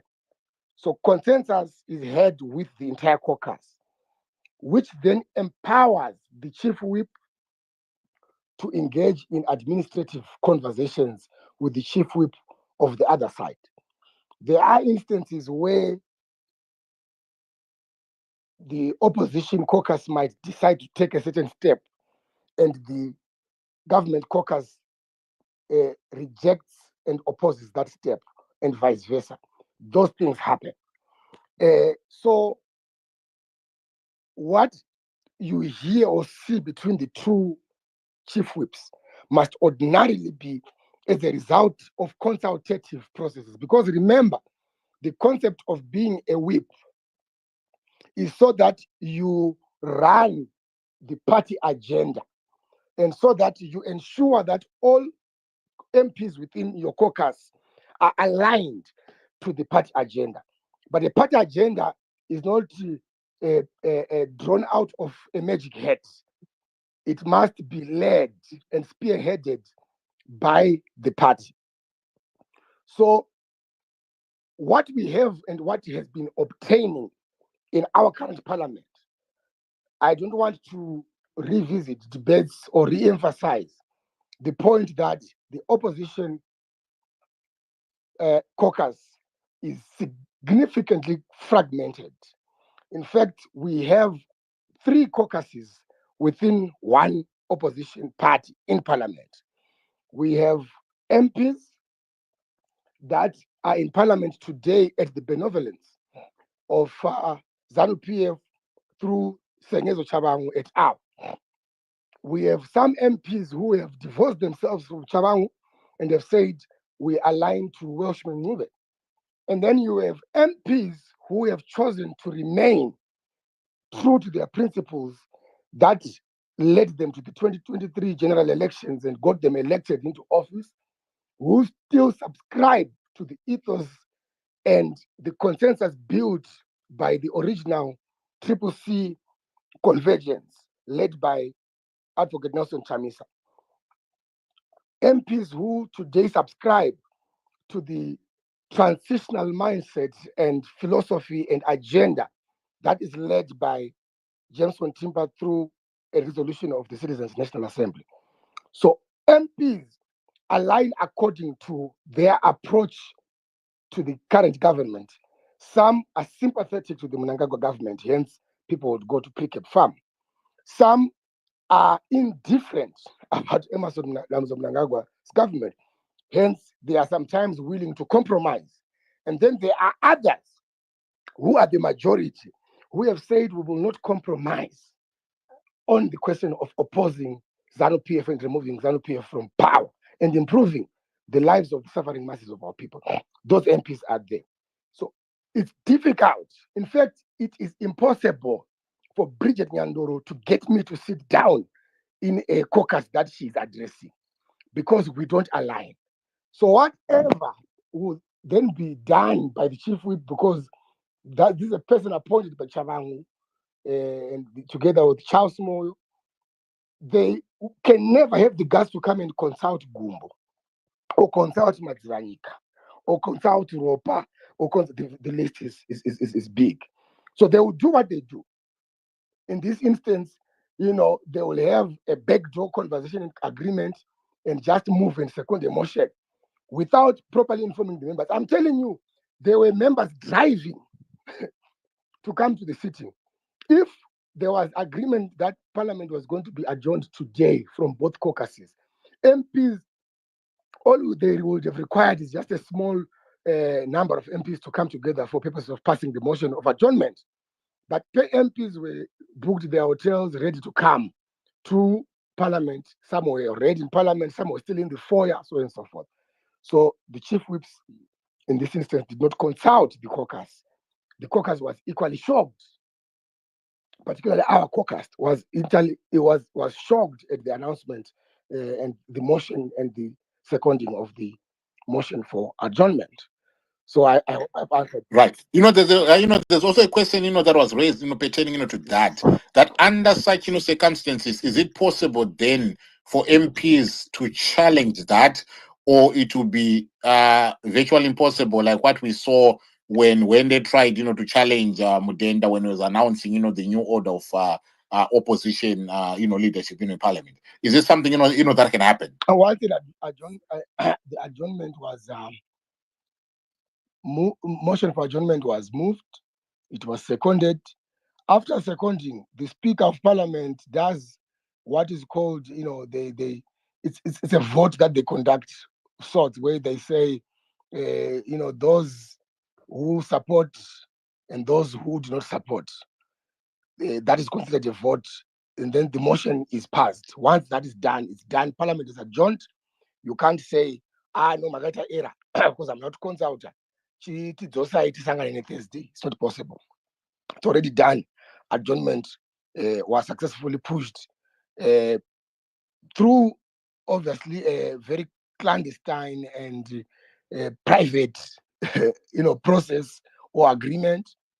Parliament has been adjourned. We can't challenge it from a legal point of view, unless if we can find that when this motion was passed, Parliament did not have a quorum. Maybe we can raise those grounds, but it will again be difficult to get Parliament to reconvene. I hope you get what I'm saying there. No, I hear you. Thank you very much, for that. If you can, stay right there. I want to bring in folks, that want to have a conversation with you. Guys, if you want to ask Honorable Agents Gumbo a question, can we limit that, to one question? So if you've got so many, just, think about, the one that you consider to be an important question to, ask him, so that we can get as many people, to conversate, with him. So, right. Right. Tatenda, I see your hand is up. Do you want to ask a question? Yes, good evening, Ango James. Good evening, Ango Titus.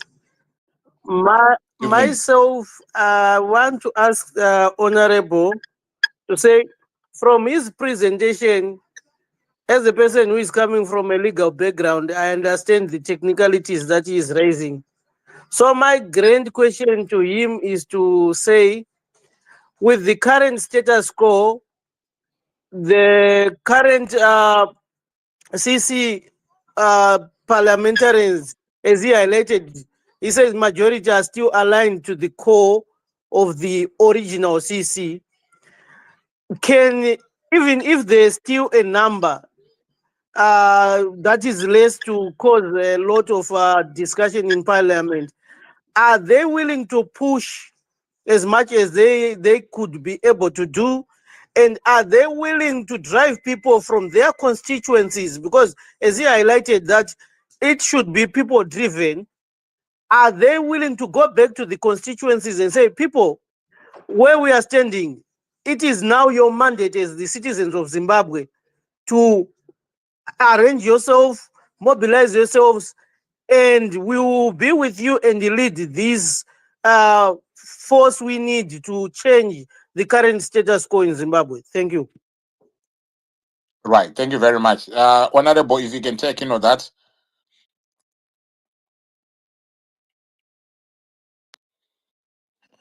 Or Honorable yes, Gumbo. yes. Yeah. Right. I want to bounce back a question to my brother Tatenda there. Which question must be answered by every person, speaker, and listener who's on this platform? Are you willing to engage and agree and create consensus on the question of whether or not the four grounds provided for in the Constitution attached to the current ZANU-PF leader, Mnangagwa? So the willingness must not just be, are the MPs willing? Because the MP is a subject of the people. The MP, when he comes driving his 4x4 in your constituents, he is a person sent by you, the electorate. So it is up to the electorate. You see, in Zimbabwe, I wish and long for a day where our citizens actually realize that real power lies with them.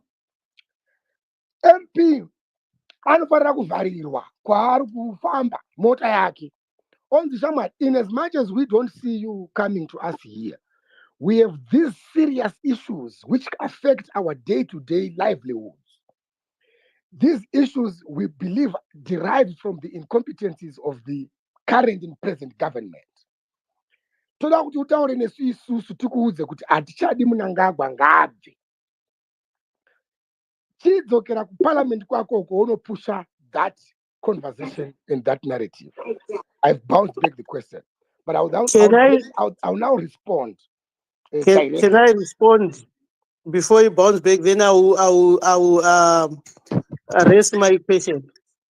Perhaps you allow me to deal with the entire question. Right. Let him deal, with your question, and then because we want to get as many people as possible, to come through. Okay. All right. Thank you. Yes. Yeah, and then right. Let him finish.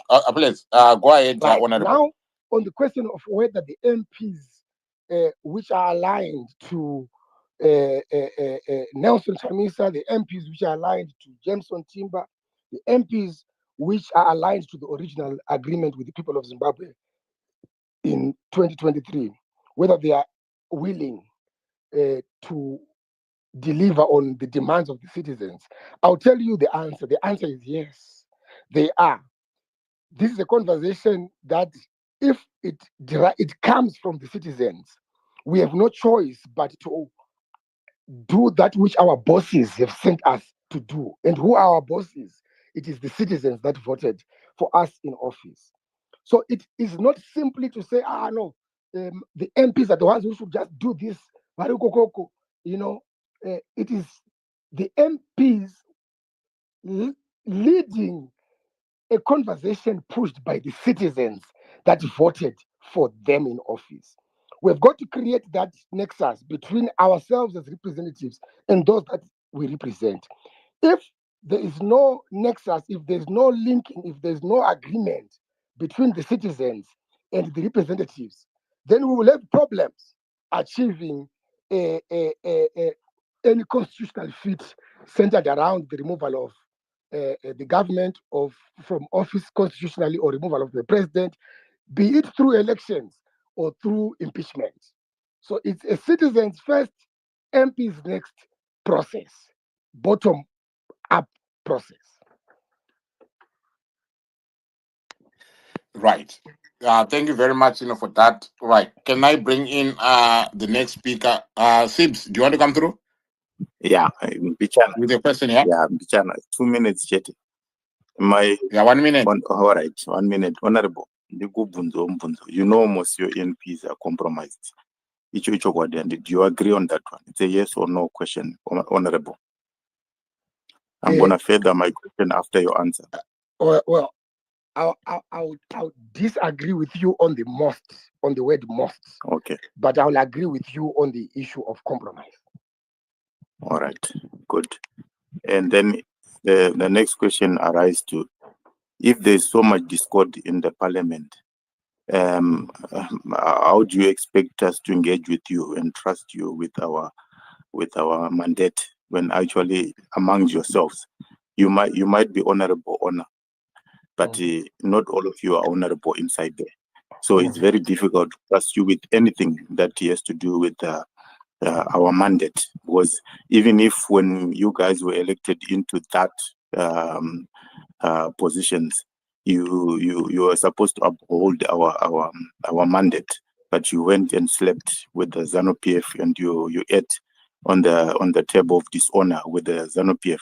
Some were bought, we know that, and some turned their backs against the original mandate of why they were inside the parliament, because there's been, right. we all know money is being given in there, and people, whoever is the highest bidder, that's where we go. So you are all compromised, if I may say. Sorry to say that. Right. Okay. Thank you very much, Honorable. If you can take that. Okay. I value the feedback and the sentiments that you hear from citizens, because it's important to continuously interact with the demands of the electorate. It's part of the leadership mandate to do so. You make mention of the point that there are MPs that have been compromised. Fair and fine. There are MPs that have been compromised, and the citizens have an opportunity in the next election to deal with those representatives who have failed to carry the torch lead in their different constituencies through elective processes. They have an opportunity to deal with that. At the current moment, we have a national crisis. We have a national problem. This national problem, is affecting every citizen of Zimbabwe except those who have strong links to the ruling elites of this country. Citizens of Zimbabwe ought to ignite a conversation which demands accountability from their leaders. If you see that there is an opportunity which requires citizens, for example, there's conversations around impeachment. If there's opportunity, don't think that that's a process that cannot be achieved because there are 20 MPs who have been given GD6s. It can still be achieved because the pressure ought to come from the citizens. The demand ought to come from the citizens. Whenever citizens, just to voice out this thought of mine I always have. If citizens of Zimbabwe knew that they wield a bigger bribe against these us MPs than any Tagwirei or Chivayo or even both of them combined, if only citizens knew. Because an MP can be given a car today. There is no greater threat to an MP than knowing that kumba kwandakavhoterwa hakuchatsika, than knowing that if I take this step, I will not gain re-election. Citizens hold the biggest capital, comrades and friends, against any elected official. This is why you see Mnangagwa shut down Harare in Nemapurisa Nechichichi to avoid citizens converging, because that's where real power, real capital in politics lies and comes from. So before we talk too much about how MPs have been compromised, so and so forth, I would wish to see citizens converge at community level, at ward level, and say, Councillor Kuno Ward, we voted you to do 1, 2, 3. You are now failing to do 1, 2, 3. We are going to meet here and we are going to agree on our shadow councillor here. We don't want to see you here. My brother, you will see politicians who run, because that is the day that citizens regain their power. That is the day that revolutionary consciousness starts to drive competent politics in this country. So right now, I beg people to say, yes, we have seen what has happened. And ladies and gentlemen, we must be sincere to agree that the opposition parliamentarians and so on and so forth, there was serious disruption perpetuated by the desire for consolidation by Mnangagwa's regime in Zimbabwe. The opposition party processes were disrupted by the retentionist mindset of ZANU-PF, the liberation movement. ZANU-PF has always wanted the idea of one-party state. If they can't have it on paper, they would rather have it, de facto, where they have an opposition which sings and ululates and says, if the people want you, we will not oppose you, we will continue the opposition. That's the opposition that ZANU-PF has wanted. So the citizens cannot abandon their desire to see a better Zimbabwe, a free Zimbabwe, a new Zimbabwe, simply because there are only 210 elected MPs in a country with such a big population. What we need is a simple consciousness, reactivation of consciousness amongst the citizens to say 210 against over 14 million. 210 against over 6+ million registered voters. What power lies in that 6 billion plus voters? What power lies in the over 14 million Zimbabweans, within our borders? What power, and even outside, what power lies with us as citizens? That's why I was encouraging to say, instead of let's have a citizens agenda which becomes so heavy that people cannot ignore. Mugabe Kutwazo Mendes, they had to tell him a story about the people. That's why army and all that thing that happened in 2017, you remember the entire story. People power gave some legitimacy to the processes that were going on, that were transpiring, because eventually a legal process had to be activated. It was the power of the citizens. So let's ask ourselves, okay, but in Mr. Citizens, actually, it's all right. Let's single out one MP. I'm challenging the people of Zimbabwe, and I'm also trying to encourage the people of Zimbabwe to say, let's take one MP and take me to their constituents. I want to hear the conversations that are happening within the corridors, of Shabins and within, burial societies and, in among football players. I want to hear the conversations happening in Kumsika. Are we generating consensus around the need for change of government at that level? MP akataka kuona kuti kumpa kwake hakuchasvikiki because of the growing demands for accountability. I tell you, even in the future, the people who take up public office will align to the desires and the will of people, because the people will stop to debate and start to be people of action. That's all people ask for. That's what people must do in order to ensure they bring their leadership to account. It's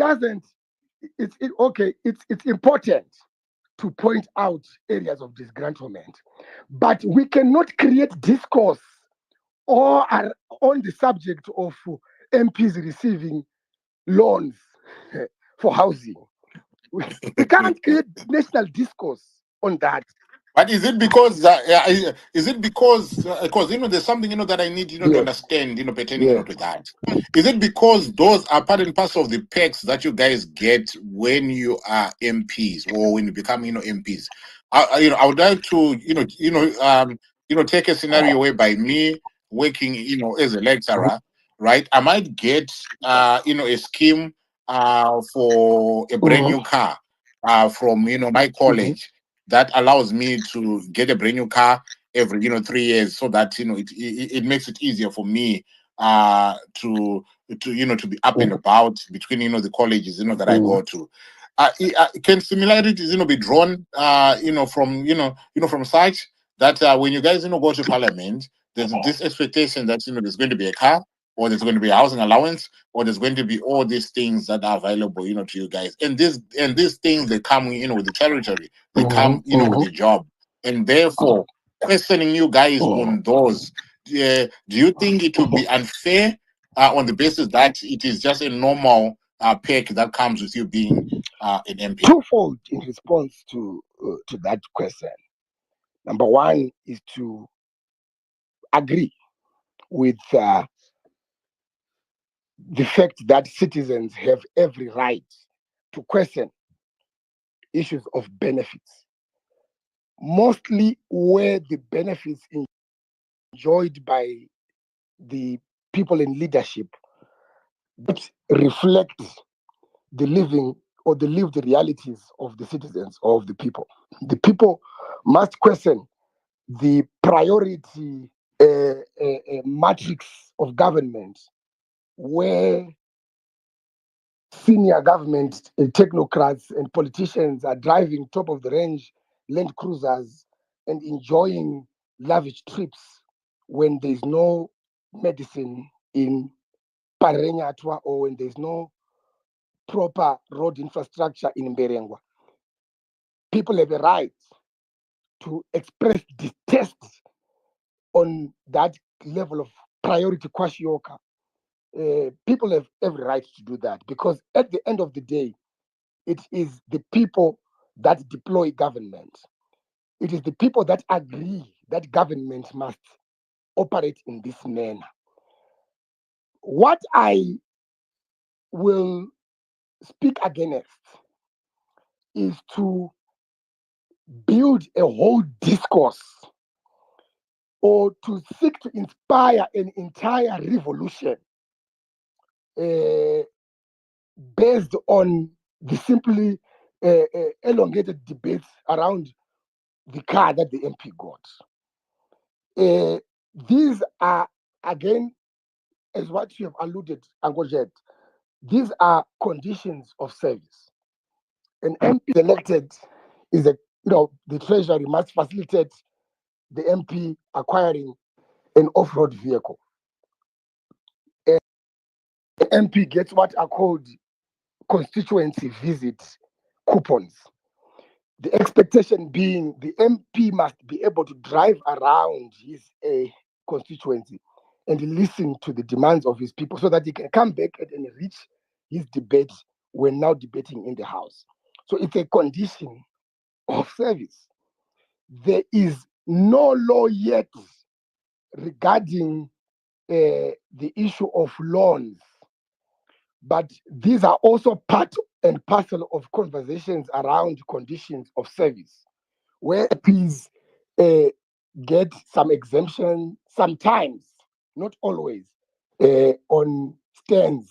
So you get a stand, you get some deductions and so on and so forth. Or if that cannot be achieved, you get a housing loan of this much, which is expected under normal circumstances to be repaid. So those are condition of service questions and so on and so forth. But where my point really was driving from was that citizens cannot abandon their own power for want to debate extensively on what is called perks or the trinkets and trappings of power.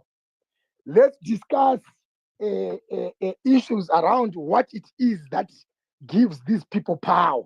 It is the citizens. It is us gathering together and agreeing kuti Gumbo hatimuvotere futi.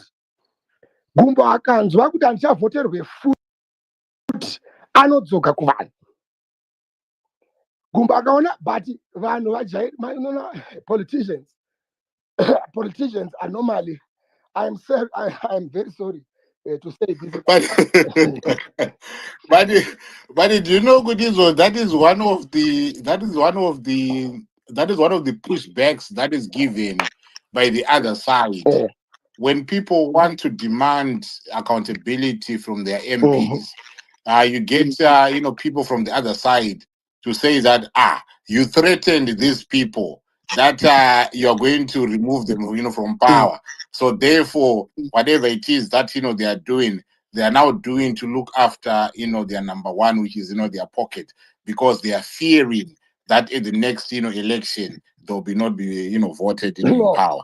And this is a conversation that is that has been going on in these Twitter spaces that we have when we engage when folks engage with different folks who come and contribute on the spaces, because that then points to a picture whereby an MP who fears that they might be removed at the next election would then abandon their responsibility of engaging with the citizens. They will not come and talk to the citizens on the basis that there's this belief in them that, you've already condemned me, so I might as well, ride it out and gain whatever it is that I want to gain in this parliamentary year, period. Even if you vote me out 2028, I don't care, because I would have amassed whatever it is that I need. And 5 years is a long time. Now, good. Exactly. Good. The question then comes to how many MPs are at that level? How many MPs do not want to come back post this term? Let's ask those questions. We can identify some, but I can guarantee you, best believe it is not all. Again, when ZANU-PF comes on these spaces and pushes that narrative, it is what I see as an entirely counterintelligence narrative, because the propaganda which ZANU-PF has always pushed, this is a liberation movement which is born out of war. They know very well, because it was part of their ideological disposition. They know the power of mass, the power of people agreeing. So they will want at every turn to demobilize the citizens, because a demobilized citizenry is a citizen which will not hold effectively the government to account. So what do? That's why you realize ZANU-PF will drop in a conversation around my MP Ardapoha, Mari Zakawanda Kudaiso. And where we know that practically right now, CTF, I think only starting this week or next week, or even maybe when we reopen, is when we'll start seeing any movement on the question of the Constituency Development Fund, which are steps which the state takes sometimes to sort of draw a wedge between elected representatives and the people, particularly where the elected representatives are opposition representatives. So where I drive my point towards is where our consciousness as a citizenry centers around active participation in processes within our wards, constituencies, and nation eventually. The questions which must not necessarily simply look at Agent Heathcliff, but look at what are the demands of Heathcliff and what is Agent what you're doing. If he's not doing that, people power must come into play. I like what I've seen in some jurisdictions where an MP's house is held under siege. Could come out and address us on these questions. 1, 2, 3. We have a right to protest against. Protest here, I'm going to make at national level. Even at constituent and ward level, you can protest against your councillor, protest against your MP to say we don't want these things. But nonetheless, where must we be as citizens now, Uncle Jed? Where must the young people of Zimbabwe be at? You go into Mabawa, Mazwano, so you see the population of youngsters you see in the bowers, 18 years, 17 years, 21-year-olds, 22-year-olds. So this is a population which must be equipping itself with revolutionary intellectualism, which must be pursuing questions of governance to say, why do I not have a job? And what conversation must I be engaged in? Which group must I join? Which union must I be a part of to advance these issues? We have a demobilized youth in Zimbabwe. We also have a demobilized diaspora. We have a demobilized citizen, which we are now calling to say, look, the pursuit for a new Zimbabwe does not arise from over discussions on $10,000 loan that an MP got. We can agree now, Uncle Jet, and say, as citizens, part of our electoral demands will be that no MP, when they go to Parliament, must receive a loan from taxpayers' money. Then, it is an MP's choice to say, do I want to go into an election where I'll not get money, or I'll not get a housing loan, or I'll not get a car? But it's the citizens who must first make the determination. So yes, let's talk. I would want the conversation to be like this. We gather here and we say, all right, guys, what are the issues affecting and straining our national budget? Is this issue of MPs getting SUV vehicles, which will cost the government millions of US dollars, pertinent? And then we make a decision to say, no, we don't want this. We start building around that decision in our different areas and different spaces and influence policy that is then implemented by Treasury to say we can't buy MPs cars. Parliament, that is power that lies within the citizens. So what we need is to remobilize ourselves as citizens and agree, for example, in these current times, Zimbabwe is in a big crisis. We are seeing monumental corruption cases taking center stage. We are a laughing stock in the region. We are a laughing stock in the globe. So let's come together, citizens, and say, okay, what must be done? What must we do? Is this government to deliver for us? And start having those conversations. An MP who wants to align to the will and desires of the people is going to participate and be a part of the people conversation. An MP has to go 3 years. All right. Arimam, Achingo, salary parliament. For some of us who are employed, who are professionals, salary parliament is peanuts. Absolutely. Peanuts, 20,000 zig and $280 US. You understand? There's nothing right there. Outside of motor, for MPUSA, and there is no real financial gain or benefit one can derive from being a member of parliament. In fact, some people have become poor by going to parliament. But we also accept that in politics, there are games of bribery, where now you always have someone utilizing the platform that they've gotten as an MP to participate in some shoddy dealings within the corridors of power, which can then gain them a farm, gain them some big contracts, or so and so forth. Those things happen. And I want to believe not only in Zimbabwe. But what is up? Thank you very much. Right. Thank you very much, for that response. I needed, to be about, the folks. As much as, do you want to come in, with your question? Yes, Ango, thank you. I hope you are doing well. Titus, Honorable Gumbo, thanks so much for coming through, my brother. I do have a simple question.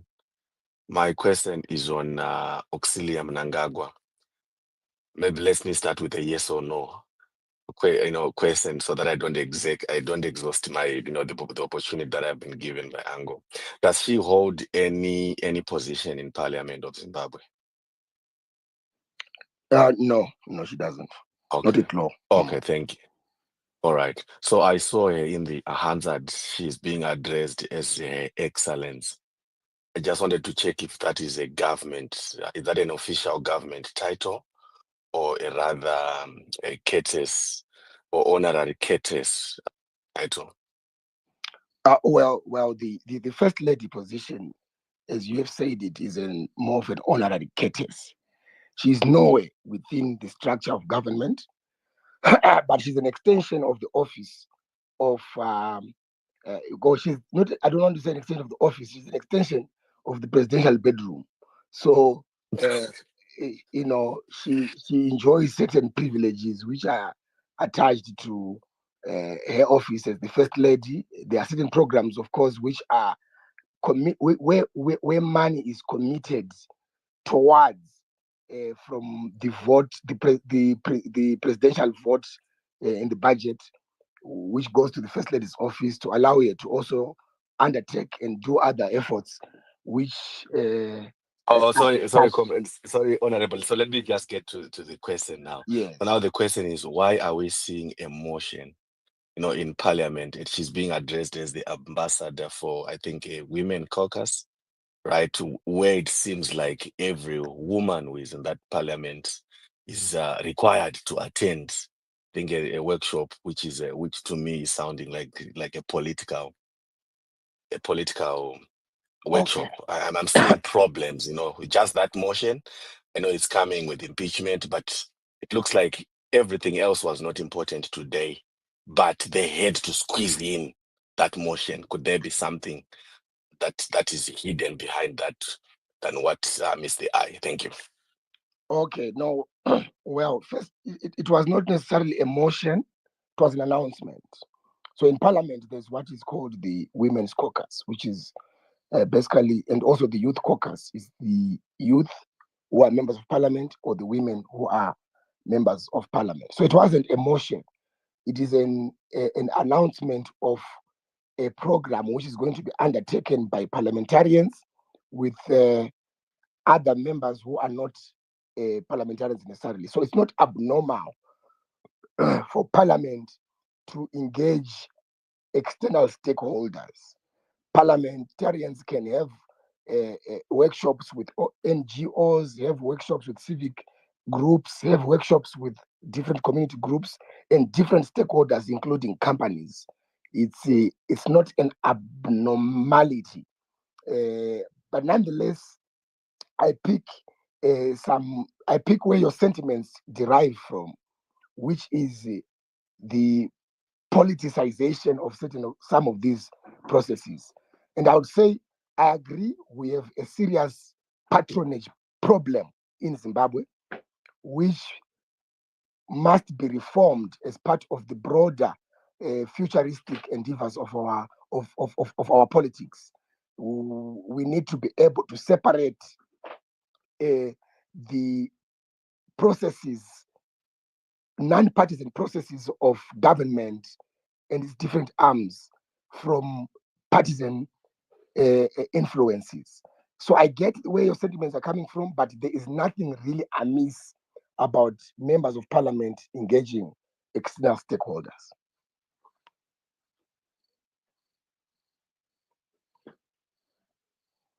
Right. I don't know if you're answered there. Yeah, yes, I'm answered, comrade. Thank you so much, honorable. All right. Akumana, there's football going on, and Arsenal is winning 1-0 against Real Madrid against all the odds. I think the noise that we'll get if it ends like this tonight is not good. But anyway, let's move on. Agents, I think I'll go to the next speaker, and I also wanted to maybe let me allow others, then I'll come after. Can I come to Wanjari? Oh, thank you so much. Mahend yange akutorwadza. Honorable, I have a question here. You seem to be so much in touch with the constituent where you come from, or with the people who send you on a mission. My question is, what's your take, or what was the take of the people that you represent with regards to M31 movement? And another question is,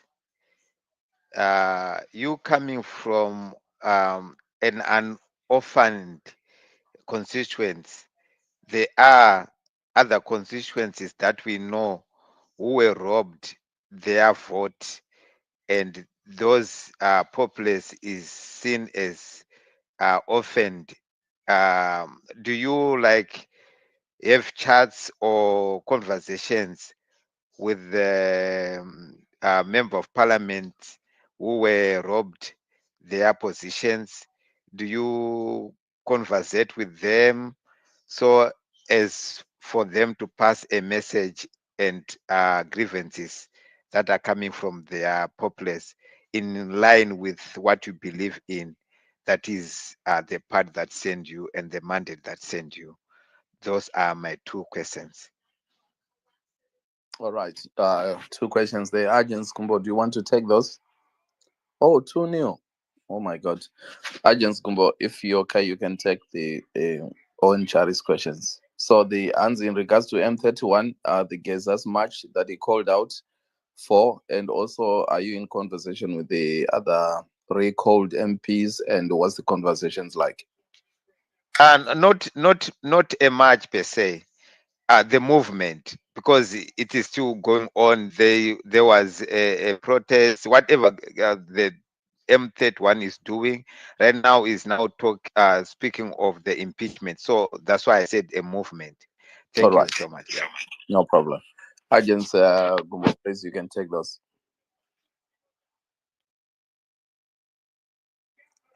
Agents, are you still there? Are you still with us? Oh, yes. Okay. I wanted to say that, well, the M31 movement, spearheaded by GEZA, is not a part of our processes. That's where I want to start so that we are clear. The issues, however, which GEZA raises are issues which align to the issues that we have always raised against the entirety of ZANU-PF. We differ with GEZA on the objectives. They have an objective which is aimed at replacing Mnangagwa's rule with their own preferred leadership within ZANU-PF. The conflict or the movement is a demonstration of dialectics within ZANU-PF. These are factional fights centered around the question of succession. One group suffers from the paradox of success. We built you airports, we built you roads, we built you so and so. We planted palm trees on 2nd Street. We built you a parliament. Paradox of success, because that success does not relate to the lived realities of another faction within ZANU-PF, which is represented by the war vets through GEZA, and is a testimony of suffering of the ordinary people, even within ZANU-PF. Because pane poverty isina basa nekuti uri kuZANU-PF, inogona kurova uri district chairman kana kuti uri district war vet convener. But we have been saying these things all along, except we don't believe that a resolution of the problems can happen through power shifts within ZANU-PF. We strongly believe, and I will pause it here, that liberation movements had the capacity to deliver independence, but they do not have capacity towards the modern democratization agenda, which is linked to economic success and development in this century. So we don't believe that Chiwenga taking over from ZANU-PF will mean success and will mean eradication of poverty, will mean good life for the people of Zimbabwe. We believe ZANU-PF must go in its entirety. So in as far as the M31 movement objectives are concerned, we differ. But in as far as the highlight of the incompetencies, inadequacies, and excesses of the current regime in Harare is concerned, we are in agreement. So when you have different objectives, it is sometimes very difficult to properly align in terms of the activities then undertaken unless parties sit down and say, let's create consensus around the objective, consensus around a process which sees through some transitional form of arrangement. Then we can agree to collaborate on ground processes. So when you ask me whether my people agreed to the M31 movement, I'll tell you they agree in part and differ in part. Agree on the problems, agree on the challenges of the current government, but differ on how those problems and challenges can be resolved. We don't believe they are resolved through completion of succession politics. We believe they are resolved through ultimate removal of ZANU-PF from office.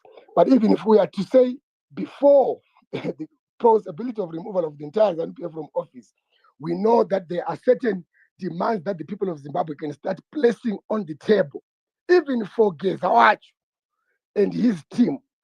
Zimbabweans must start highlighting their demands to say, before we just jump here and there with you, we want to know what is our agreement and consensus on the question of electoral reforms? What is our agreement with you on putting transitional mechanisms that ensure the strengthening of our institutions to allow for a free, fair, and credible election in Zimbabwe? What is our agreement in terms of dealing with the financial and monetary leakages, which is breaking down our economy, the corruption? Let's agree what are the reforms we are going to institute within the judiciary. Those demands are in Zimbabwe, but table. Not just with Uyungape, papinde mumwe. If we are to participate together as citizens, our power lies in us agreeing to certain demands being met by whoever is going to emerge. So we agree in part, we disagree in part. Now, to issues the MPs, Mamwe, our orphans, so on and so forth, part of our leadership strategy is to ensure that every community is represented. So even where an MP was recalled, our recalled MPs are still doing massive work in their communities. Village advocate we do. Anamadzimba moto if you go, anamtasa kuzvimba if you go, numerous MPs across the country. Ana Pasho, if you go Blawayo, if you go Sikfana, Eric Gono, see what they're doing. Ana Gift Ostalo Sizia. See what they're doing in their constituencies, and yet they are recalled, donating books to people, assisting underprivileged people, attending to community concerns and problems, and still providing leadership, because we believe that true leadership derives from continuous engagement with the masses and helping resolve community-based problems. So all our MPs, even though some of them were recalled, they remain the shadow MPs in the sense that they act as MPs and feed into the collective based on their interactions with their people on the ground, to continue with representative responsibilities. I hope I've answered you. Right. Okay. No. Like you said, those MPs, the shadow MPs do work. So do they sit in your caucuses meetings that you have, since you have other MPs who you feel are compromised? So do these shadow MPs come to your caucuses in order to strengthen you? And why is it we are not seeing any action to call against corruption. The monies that we are seeing now today, we saw evidence that Wikinochivayo have been given some monies for election presentation, producing of ballot papers. What are you doing about it, and why is it you were quiet all this time long, and up to today we did not see anything from the opposition condemning what is happening? And actually, absolutely, there's no All action right. with regards to that. Okay. Uh, I note the concern that there's been silence from, you know, some spaces of leadership and silence and so on and so forth. We cannot oppose that. But it's also not correct to say that there's been ultimate silence. There's not been any positions taken, statements made, and so on and so forth. I also see that you have taken specific mention of the Jivayo issue and so on and so forth. And I would want to even challenge your thought and say it could also be the other reason why they had to push Parliament not to sit this week. Because best believe there were numerous points which members were intending to take around the Chivayo issue and the exposés we saw, the money shenanigans, corruption shenanigans. They were going to be part of the conversations to be undertaken in Parliament.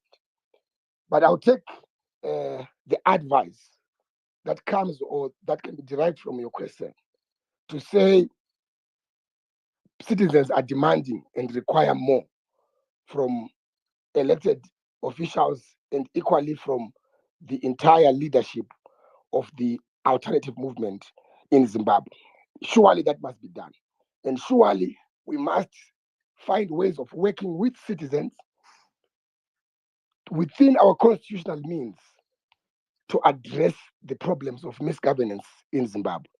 Hence, citizens must themselves start accepting that part or one way that they can bring this government to account and put pressure on this government to deliver is to organize themselves and go into protests, because protests are constitutionally provided for mechanisms of expressing dissent or expressing our disgruntlement towards the existing and sitting government. So we have that opportunity as citizens. But as leaders also, we take responsibility that we must be more engaging with our citizens. We must be more open in addressing the demands of the people we lead. All right. So I hope I've touched on the questions there. No, thank you. Thank you very so much. You really answered me. Right. Thank you very much for that, Mkoma Owen, for your questions, and thank you for the response. I think Mapindura, because Mati, you spoke about how citizens should organize themselves, and do something. So I think there was a question coming to say, so what about the leadership? But you've actually touched on the leadership as well. But anyway, thank you. Yeah. Joy, I think you had a question. Please, you want to come through? Can I be allowed to just take two more? My voice Oh, is okay. struggling. All right. I'll give. I think Joy was there before, so if I just maybe just two more questions. So Joy. I'm banning. Thank you for the opportunity. Thank you, Honorable. I wanted to ask a question in terms of now executing our power as citizens. If we, for example, call Parliament, are they at liberty to give us contact details of the MPs in our constituencies so that we can maybe ask them questions? For example, is it within my jurisdiction to ask Nyandoro why she seconded the motion to adjourn Parliament to May 6th? All right. Because that information is in the public domain. Sorry, can you take up the last part? I didn't get it quite well. The last part of your question. No, the last part of my question was just giving an example.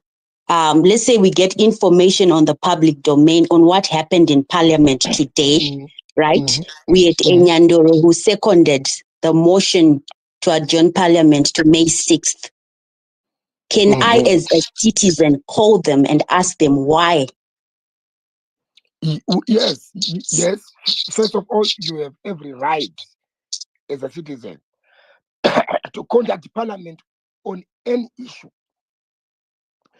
They might then not be able, particularly the functionaries of Parliament, the workers, the management, and so on and so forth. They might not be able to give you an answer to the why question, because that is a political decision taken by members of Parliament acting as chief whips and representatives of their respective parties. So even the clerk of Parliament might not know why, but a motion was moved and it was seconded. What citizens can do rather is to now start demanding answers from Bridget Nyandoro. This is a person elected to Southampton constituents, but they sit in the National Assembly. So as a result, they are a servant of the electorate. So the electorate can get Bridget's number and start asking her questions. This is one thing that we have not been able to do, Zimbabwe, to exercise that power. Call her. Akaita my phone call 300 nas, or 300 mangwana, asking and dealing with the same issue. Change her phone number to one number again. We continue demanding her to account. If MPs start knowing that these people will do this to me, perhaps they might start yielding to the power of the citizens. So we have every right to call every MP. We have every right to demand every MP to come to any platform to answer any question of national importance and significance. We have a right to demand competence from our leaders. We have a right to demand transparency from our leaders, even if it means, inundating them with numerous calls and numerous visits to their houses and their offices, so on and so forth. So that's the point I will make. Right. Awesome. Thank you. Just one last question, agents. I'm sorry. I know you have to leave because we really appreciate you, sharing your time with us, and we can tell your voice is not so good, but we appreciate the time. As you can tell, there are so many questions that. Ango GEZA, please, can you make an appointment with him? We want him back as soon as possible. No, yeah. I mean, before you get to that question, Titus, I was saying, I want to take him up on the aspect that he raised on the issue of the section 97 to discuss those different points that can be used for the impeachment of the president.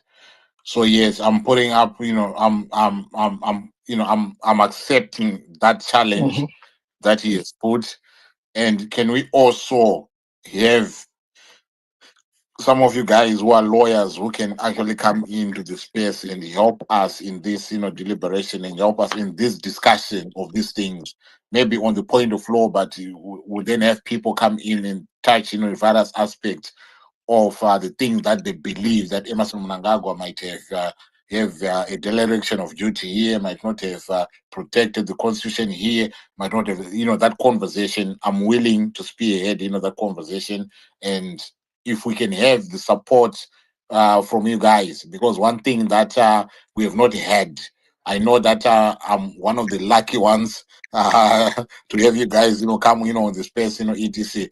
But if we can have folks, to come in, you help us understand, some of these issues, because you are the lawmakers, and we are blessed that some of you guys, are the lawyers as well. so we can, tap into your experience, tap into your knowledge, and help us expand on the conversation. So that right there, I'm putting myself, forward, and I'm willing, to do that. All right. Wacha ndakakuudza kuti 3 million. Ndakakuudza. None, Ndauza, noise chance. Anyway, agents, my last question, and I don't want to pose to you is, thank you. You did mention, as far as the opposition MPs, you did mention some are indifferent, some are compromised, and there are some that are still, with the people, with the. I think you were indicating that they are still with the mandate of the people. They were elected under Nelson Chamisa, and they are still like that. So my question is, obviously, currently Nelson Chamisa resigned from party politics. I don't know if you've been following the conversation. This name has been mentioned a lot, even when things have not been about him. When the M31, the Wikino 5, his name has just been coming all along. My question to you is, what's next then for the opposition? Because as far as we know right now, people are believing there is no opposition. Just like I think you did mention, you did confirm that. My question to you is there anything that's happening in the background, and what's next for the opposition? That is the real opposition. Well, that is a question that demands a very broad submission, and I hope one day, we can have a space specifically designated for a conversation around the future of the opposition and what must be done to allow for interaction around those issues. But let me start by saying, when people mention Nelson Chamisa, and you are right, I agree that he's a prominent name in every conversation around the future of this country, the future of Zimbabwe. And I've said this on another platform to say, Chamisa, people congregate around him because of what he represents. Every revolution finds comfort in particular ideals, which many a times are embodied through the leadership of a certain and particular individual. And history has demonstrated this to us. Every generation will discover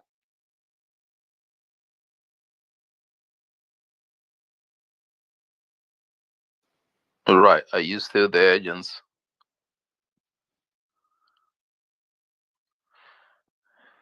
That sounds like receiving a phone call.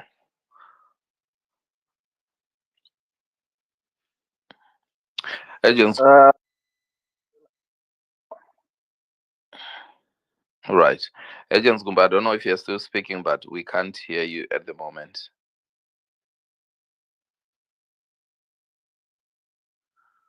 Right. Not so sure what happened there. Okay, I think he was just summarizing. Wanted to hear what he had to say on that last bit. Not so sure if he will come back again. Guys, I know you've got questions. Sib's future on Gabi. I know you were banning. But I think, yeah, right. I think we've lost him. Right. I think maybe if he can still speak, if he can still respond to the question, Agent Gumbo, please just send a request. I'll add you to finish off your points. But in the meantime, right. Can I go to is it on Gap? Yes, thank you, Mov. I don't think mine will be a question, but I just wanted to applaud him for coming onto this space, at least prepared, and showing that he's got some form of PR training and being able to weave around and answer people's questions without any gotcha moments. Because last time we had MPs here, it was quite embarrassing. So I wanted to applaud him for having some, for at least being a politician, whether he's being honest or he's lying to us, whatever. But the presentation at the beginning, it was also detailed. Thank you for that. What I want to say about some of the responses that he brought, he kept on hammering on one point. And if he came prepared to say, I will use this as my response, then he knows how to deal with his constituencies. However, there's a challenge there that makes me very uncomfortable, because you are bringing a technicality of what came first, the chicken or the egg. Who has the power, the constituency or the leader? Because in Zimbabwe, I believe the power resides on the throne. We might want to say, yes, the people have the power, but the culture of politics that we have been taught by ZANU-PF is that the person who is on the throne is the one with the power. Yes, technically the people are supposed to have the power. This is why I'm to a certain extent was disappointed with the moves of MDC when they got into government, because they also got overwhelmed with the power and the roles and the duties that they were performing in government. They did not come back to build a new culture and say, listen, people, you are the ones who came, who gave us these positions that we have. Now we want to teach you how it's supposed to be. Every week in the country, every constituency, from a councillor to an MP, they are going to avail themselves for 2 to 3 hours so that you can communicate with them. And we don't have that culture. I don't know if you can claim you're doing it in your constituency. I've not seen it. And like what the previous speaker also questioned, if you are saying there are MPs that were removed from their constitutionally, they were voted into power and then they were removed, and you're saying they are doing so much power, that question still comes back to you and say, what's happening in their constituencies? If they sat down and sent a noise or done demonstrations at councillor, at ward or at a constituency level to say we are against whatever is happening in the country? We are not seeing that, because you just coming to tell us you're becoming a journalist. Journalists will talk about things, but you're in a position of power. Institutions are supposed to create culture, a different culture of politics in our country. So you cannot just come and say, oh, the constituents, you have so much power, you are our bosses and all. Let the journalists speak about that.